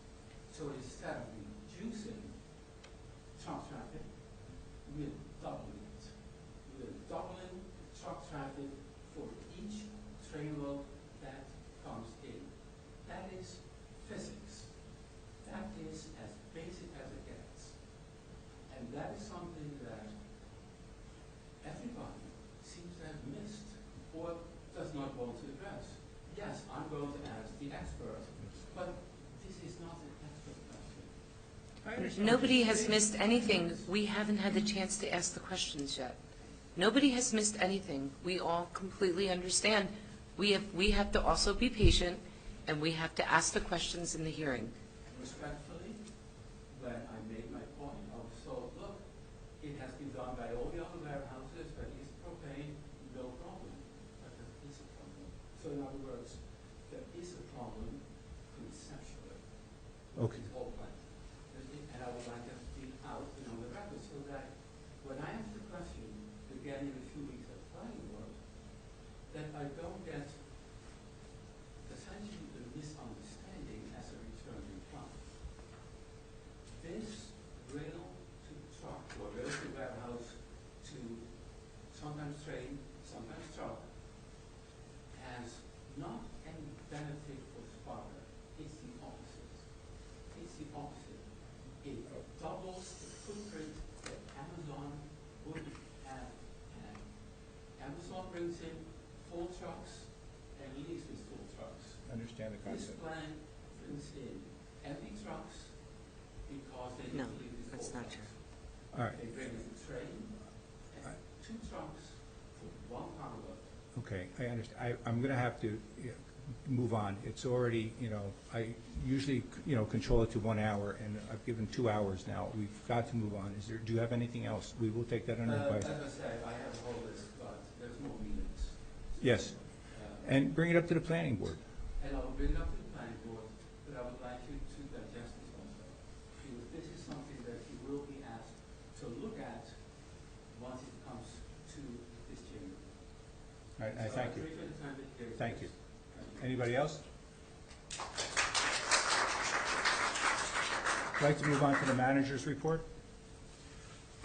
Thank you, Mayor. Thank you, Council. Thank you, everybody here for joining us. I'm going to start with Public Works. Last week, Public Works Department employees worked at unclogging several storm water catch basins and pipes on Angelo Drive. Public Works crews also made repairs to catch basins that experienced a sinkhole adjacent to Sparta Lake on Lakeshore Drive. The Station Park High School Path Collaborative Lighting Project is proceeding as planned. Last week, trenches were dug and electrical conduit and footings for postings were installed. The trench to terminate electrical wires at the high school was completed. This past Saturday, a crew removed various tree stumps and staged topsoil to ready the path for paving. This week, they plan to pour footings, complete wiring, continue to prep for paving with asphalt repairs and crack sealing. The last part of the project is awaiting the delivery of lampposts and fixtures, which will be installed upon arrival. We're happy about this project and working collaboratively with our school district and our Board of Ed to get this project done. It's moving along quite well. Unfortunately, due to uncontrollable circumstances, we had to postpone our rabies clinic once again, but the annual free rabies clinic will be held now on Saturday, May 7th. The clinic will be at our DPW facility, 15 Prices Lane, during the hours of 1 p.m. to 4 p.m. An update from our Parks and Recs. The Recreation Department has hired a camp director, assistant director, and enough staff at this time to start filling spots from the camp wait list. That's a real good sign. We had a wait list. We believe approximately 40 more spots can be filled now. Registration for the spring and summer programs, other than Camp Sacagawea, opened on April 13th. The senior pool exercise program filled quickly. Most of the spring toddler programs also filled on the first day. About 95% of our registrations are completed online, which makes it easier for our residents to take advantage of registering at their own convenience. Please visit our spartanj.org website under Parks and Recreation. The weather has been a challenge for the park staff trying to get grass playing fields prepared. All the grass fields are now open. Freedom Field was painted this past week. The staff has been assisting on special projects, also including the walkway project through Station Park and our high school. I'd like to mention often our DPW and Parks Department work collaboratively together to get these projects done, and it's much appreciated. This month begins the busiest time of year for the park staff. Now that all the fields are open, we're going into normal maintenance mode, including around the buildings and grounds of the municipal offices. An update from the Sparta Township Office of Emergency Management and the Police Department. I'd like to thank Sparta police officers and their families for volunteering their time and collecting once again for the Cram the Cruiser food drive. Sparta Police and surrounding county police departments assisted collecting food for those in need in Sussex County before the Thanksgiving and Easter holidays. This is done every year over the last 5 to 6 years. All the food is taken to the Sussex County Food Bank to be distributed through our county. A couple of grant opportunities I'd like to bring up this evening, Council. There are a variety of grants that Sparta Township is actively pursuing and have been successful in receiving in the past. We have submitted our request for the 2022 Community Funding Project through local senators and congressional offices. As I've mentioned, we were successful in getting $250,000 in a grant last year with this particular application. This year's application is a collaborative submittal with other municipalities in Sussex County that dispatch for themselves. This is a public safety initiative to replace and upgrade next generation 911 technology and other technology. We are also pursuing grants related to pedestrian safety and crosswalks, high volume traffic areas brought up often this evening, and the next New Jersey Division of Highway Traffic Safety grant. We just received a grant for $1,500 from Atlantic Healthcare for Narcan and to help those struggling with addiction. We'd like to thank Atlantic Healthcare in helping foster healthier communities in our area, in our county. Sparta continues to seek reimbursement through FEMA for COVID-related costs and expenses and will continue to do so until the program closes later this year. A couple of township events coming up. I mentioned last council meeting, our annual trout fishing derby will be held Saturday, May 14th, 9 a.m. to noon, at the pond at Station Park for ages 4 through 14. Children must be accompanied by an adult. And once again, Sparta Day, we're happy to have that back on June 4th from 11 a.m. to 5 p.m., put on and hosted by our Sparta Junior Women's Club, and that will be at Station Park as well. That concludes my report, Mayor. May I have a motion to accept the manager's report? Molly? I move that we adopt the manager's report. May I have a second? Second. All in favor? Aye. Aye. Motion's carried. Expenditures, Deputy Mayor? Yes, sir. I make a motion that we approve expenditures in the amount of $10,704,296.03. May I have a second? I'll second the motion. All in favor? Aye. We have no ordinances at this point. I'm going to open it to the public strictly on resolutions that we have on for this evening. Does anybody have any questions on any of the resolutions, 9-1 through 9-4? Bring it back to council. Anybody have any questions on 9-1 through 9-4? I do, and I'd like to carve out Resolution 9-2 for a separate vote. Okay, I move that we adopt 9-1, 9-3, and 9-4. May I have a second on the motion? I'll second. All in favor? Aye. Motion's approved. May I have a motion to accept any conversation on 9-2? Yeah, if I'd like to offer a comment. I've got two issues or problems with Resolution 9-2. First of all, as I've mentioned several times over the past couple of years, this does nothing other than offer make a political partisan statement, and I don't think it belongs in the council. And secondly, this serves to reduce transparency at a time when dozens of people over the last couple of months have asked us for just the opposite, to increase transparency. So I don't think this belongs here either. Is there any other discussion on 9-2? This ordinance is from the state, correct? Yes. This ordinance supports a state Senate Bill 2207. So, Dan, I thought that this actually would help increase transparency because it's talking about really putting more information accessible on the internet instead of just on paper. Actually, just the opposite. It allows townships to no longer advertise meetings, and instead will allow you only to advertise your meetings on your own website. So no longer would you have to buy advertising space in a newspaper to say, we're having a meeting on such and such a date.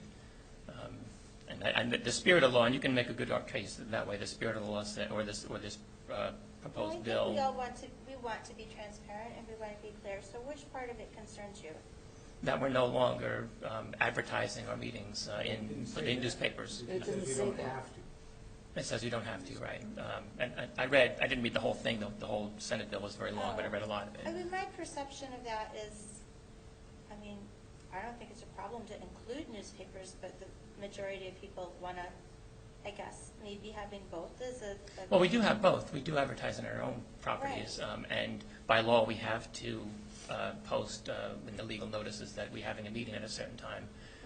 And there's an expense for that because we're paying for advertising space. Yeah. And the reason that's the case, and it goes back, of course, before the internet, when having a newspaper or some other media receive it, it's constructive receipt by the public that says, yes, we told the public that there is a meeting on such and such a date.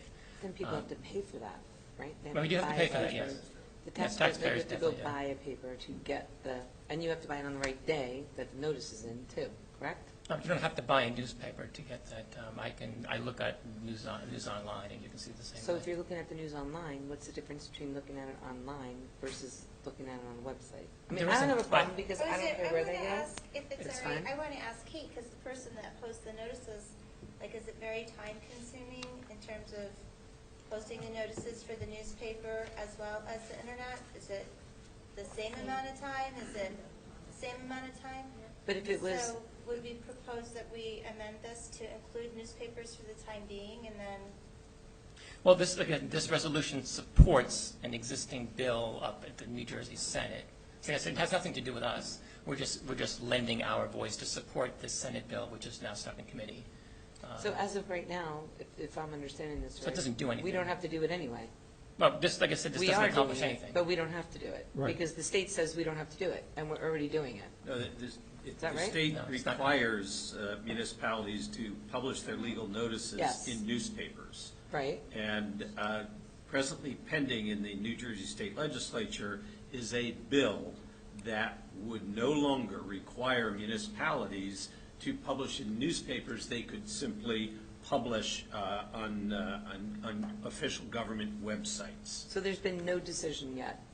No, it's a bill that's still in committee. Law that's Okay, so pending that's in the when I first legislature. said So this send is a this from the resolution, state, that's not what to I meant. adopt the practice, but simply to endorse the legislation that's pending down in Exactly. Is there any other discussion on 9-2? Why don't we bring it to a roll call vote? Kate? Can I add something real Yeah, quick? absolutely. So, I just, so is this any different, Mr. Ryan, than like what we did with the bag ban resolution? I mean, we have to follow the law in regards to the bag ban, no matter what that's coming into effect. We passed a resolution, right, last time? Yes, we in passed regards to a that? resolution endorsing In favor, the right. bag ban. Yeah, so it's actually, you're right, it's very Similar, similar to right? that, yes. It's It doesn't do simply anything, it's an Right. acknowledgement. non-binding resolution, either endorsing or not endorsing. Yeah, it wasn't endorsing legislation like this is, it was just endorsing a program that the state is adopting. Program that we have been back. Or is there a motion to adopt 9-2? So moved. I mean, Second? we could also consider tabling it until such time that this is passed by the Senate. I acknowledge, you can make a very good case for this, I'm just making a case against it. I mean, but the actual wording says promoting transparency, so I'm okay with the way it's worded. We have a motion at this That's what we point. want to do.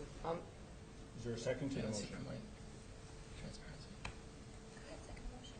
I'll say, what? Go ahead. Is there a second to the motion? I'll second the I'll motion. say, oh, okay. Can we have a roll call vote, please?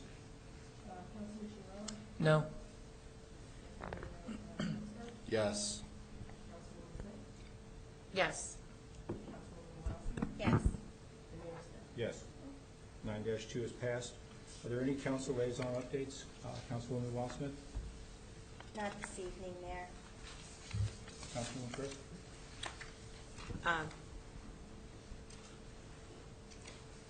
Just wanted to let everyone know that to the manager's report, you can get this online, or you can get a copy of it. It's the rec schedule. They've added cricket in there, which I think is fantastic. The kayak club is closed because of the overwhelming, so there's a lot of really good things that have been added. If you haven't gotten this yet, it's not just for kids, it's for adults, it's for seniors, it's for kids. The rec department's done a great job of expanding the catalog, really phenomenal. So this is out there for the spring and the summer. You can get it off the website, or you can pick up a copy at the rec department. My only other update is that we continue to progress from the Municipal Alliance to chase down that grant that we talked about, and we're trying hard. They make it difficult, but we are committed to getting that grant for the Alliance. That's it. Councilman Chiarella? Yeah, a couple of things. With the Environmental Commission, we mentioned earlier, our bag ban presentation for Thursday, won't go more into it, but 6 o'clock Thursday. The other, we did have our meeting 2 Thursdays ago, and one of the things that was discussed at some length was revisiting a dirty dirt ordinance.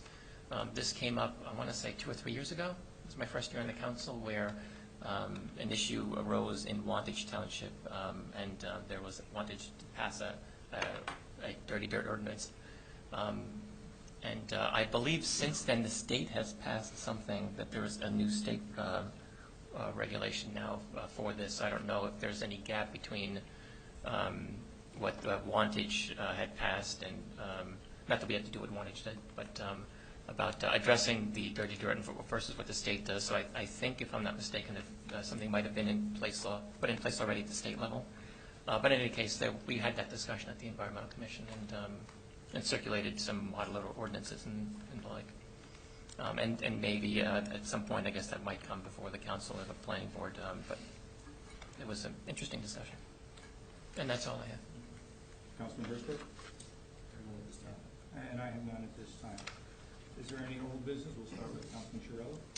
One thing I want to follow up on, a couple of meetings ago, we said that we were looking into email communication, like a newsletter or news, a weekly communication that people can subscribe to for the getting the council or the upcoming meetings for the week. Are we still thinking about that? Or? I think that's in reference to the new Honeywell.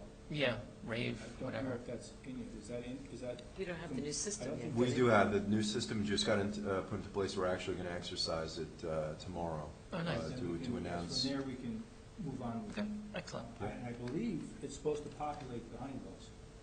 It did. So you don't have to read. Is it brave? Oh, that'd be good too. It's supposed to populate all the Honeywells, so and yes, we can add that too. Cool. I appreciate it. Thank you. That's the only old business I have. Any other old business? Not for me, thanks. Councilman Erzberg? Councilwoman? No. Councilwoman Wellstead? No. Moving on to new business.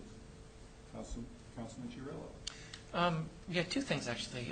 One is that I think we've reached a point where, since most people, or many people are accustomed to working from home, and since we came out of a period where we had a lot of remote participation options in meetings, I think we should consider having that as sort of a standard of how we conduct meetings going forward.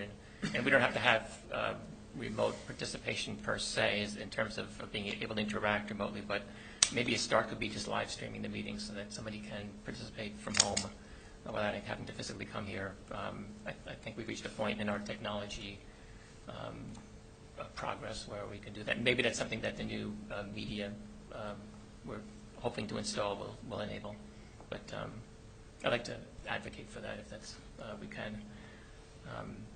And secondly, as we referenced the audio of a meeting earlier today, and I know that the Sussex Borough routinely posts the audio of all of their council meetings on their website, and I think it might make a difference fulfilling Oprah requests and such if we could just make that a matter of course as well, that we would just post our audio recordings on our website and not have to worry about fulfilling those requests anymore.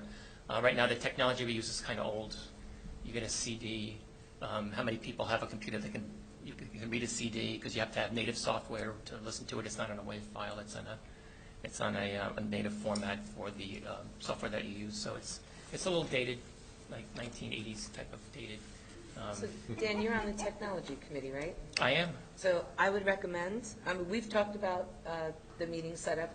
This is not the first time we're having this conversation, so we've talked about this before. I think as a member of the technology committee, you should get these things on the agenda to figure out what technical solutions could possibly be in place to address the issues that you're talking about in your next meeting, and then come back to us. Yeah. Okay, but the technology committee meets about once a year. Well, you should request to have a meeting. It doesn't have to meet once a year. It doesn't have to meet once a year. So I would bring this up at the technology, committee, and let's talk about some solutions rather. Let's get some money. Let's get some facts, figures, costs, and let's talk about it. Okay. Ultimately, these are policy decisions, but you're right. I can go through the technology committee first. Well, they're policy that's going to have a cost and an impact, and we have to be able to do these things. So you need to talk about it with the technology experts first, in my opinion, because you're going to need the infrastructure to run any of it. We might not have that. Councilman Erzberg? No. I don't have anything, but I do support the upgrading of the technology for I our agree. listening to our And I can't play a CD. without a doubt. Yeah, I don't have a CD slot. I have to use my son's Xbox. I only have one thing for new business, and it's just food for thought at this point. The county has given Sparta a historical plaque. It's about like this size by this size, and it's like 50 pounds or 60 pounds. The base is here. We have it in our possession now. I'm going to ask the council to kind of consider where we might want to put it. What's the platform? It's showing the history of Sparta Township at the anniversary. I don't remember the wording exactly, but it's one of those big brass ones with the raised letters. It's really nice. What we need to know, Jim Zepp had asked me, where do you want it put? So just kind of keep it in the back of your mind. So if you have suggestions, give that some include consideration. suggestions, and I'll see. Let's not decide right now. My suggestion was in front of the municipal building here. Your front lawn, right there. Can we just get a picture? Can we ask Jim to send I'll us a text you a picture? picture. It's in a box. I will send you a picture of it. from Let's the take it box. out of the book.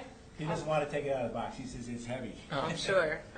But he has a stand for it. He's That was a suggested grant. 3 places. He's That was a suggested grant. possibly the library, possibly the municipal building, Ungerman? possibly station. My feeling was the municipal building is a nice place. We have the big square out front, but we could put it out there someplace. Just keep it in mind. Yes, That's all the new thank you. business I have at this point. Once again, I'm going to open it up to the public for anything, that anybody has anything to say. 30 seconds on 9.2.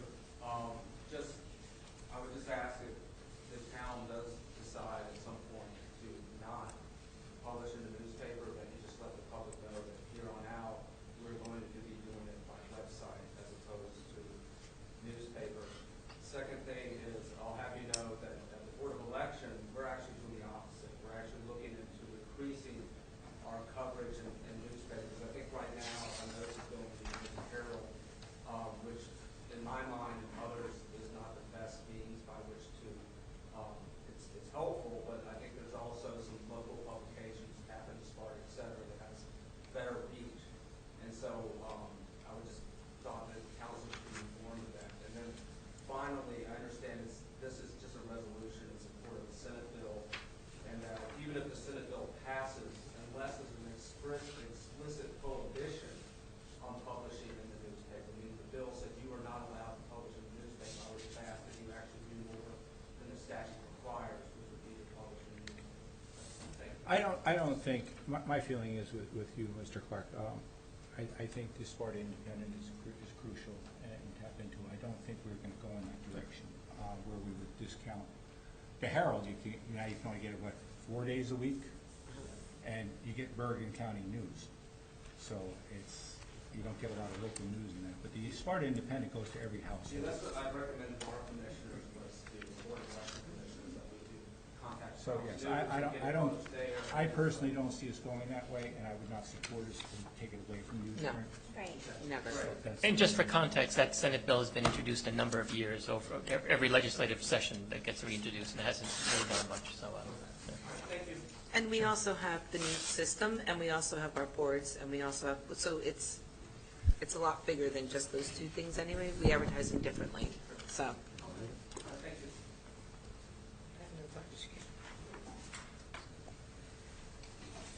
All right, yes. Wait.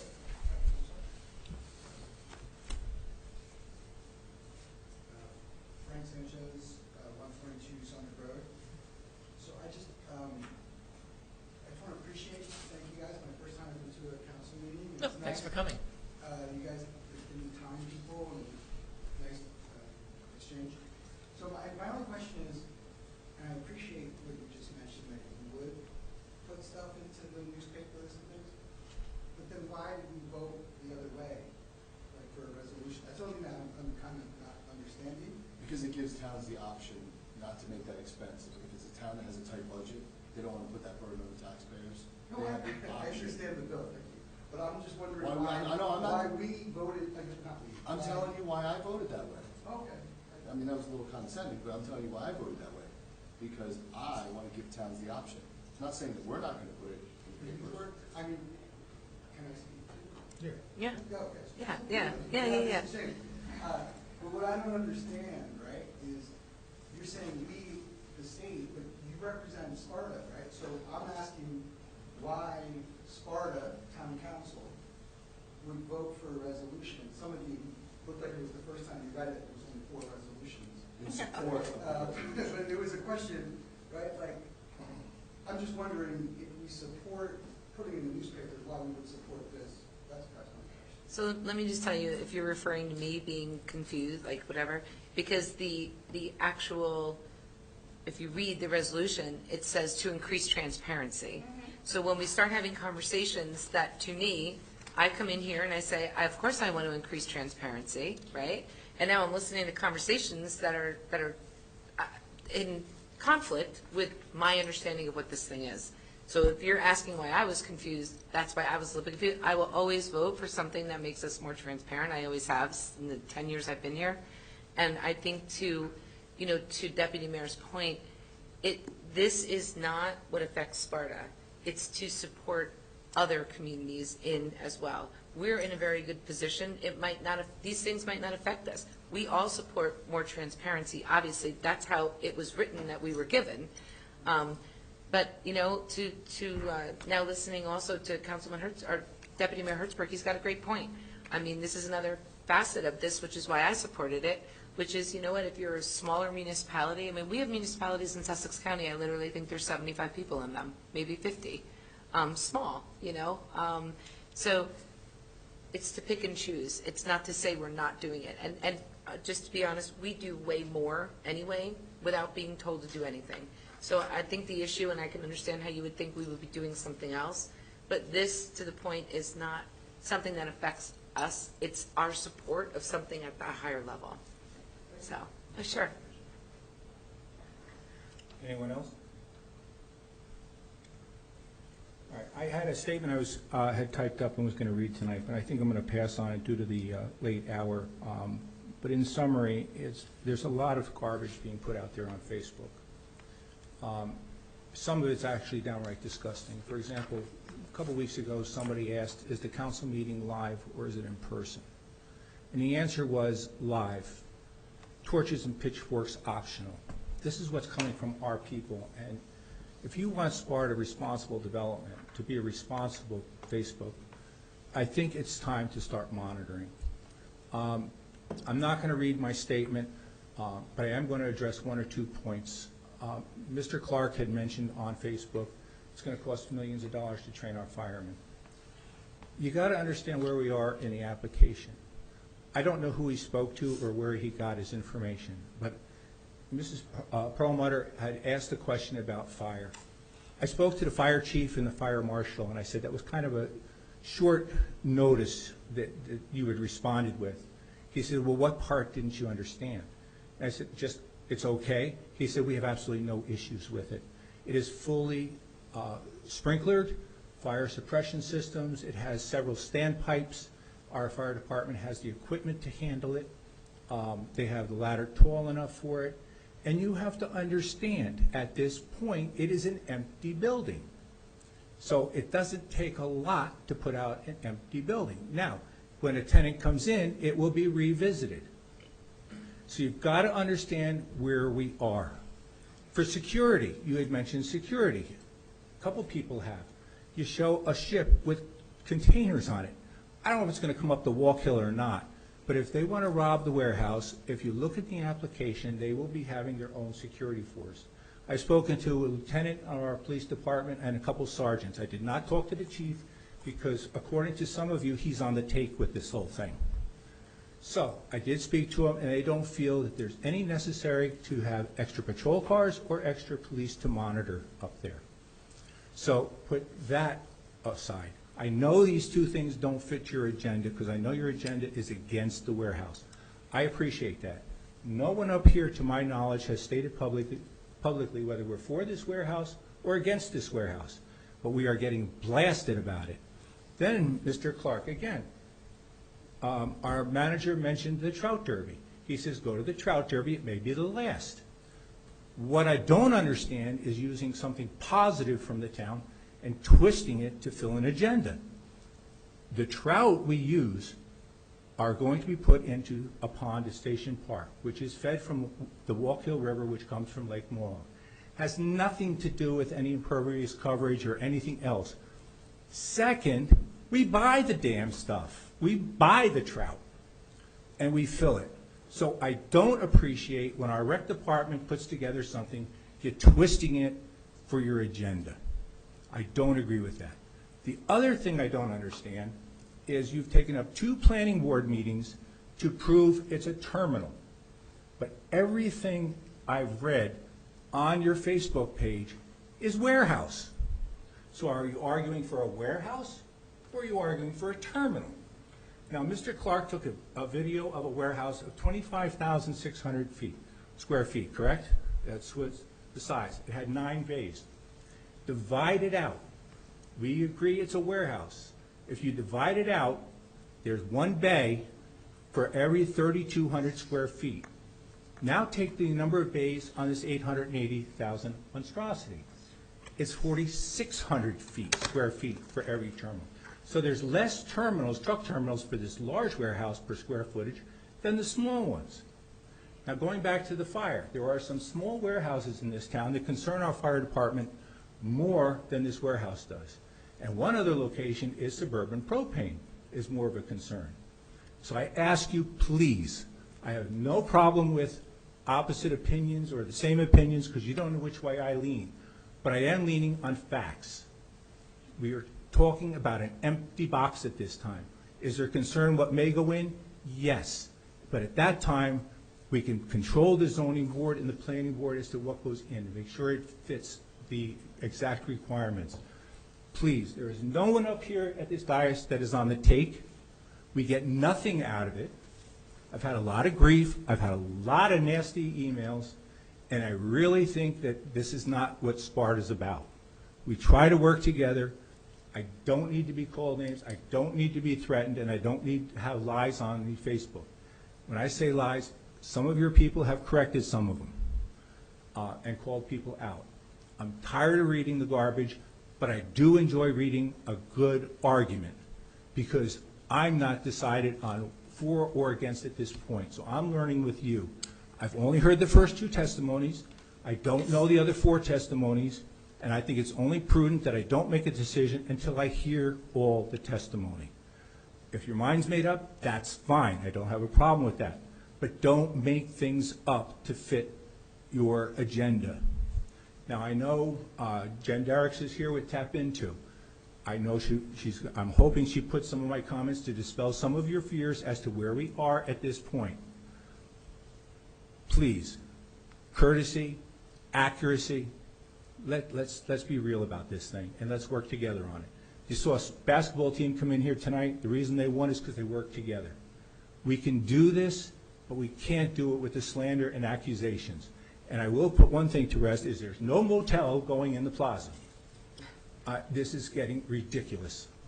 With that, I ask for a motion to adjourn the meeting. So moved. Is there a second?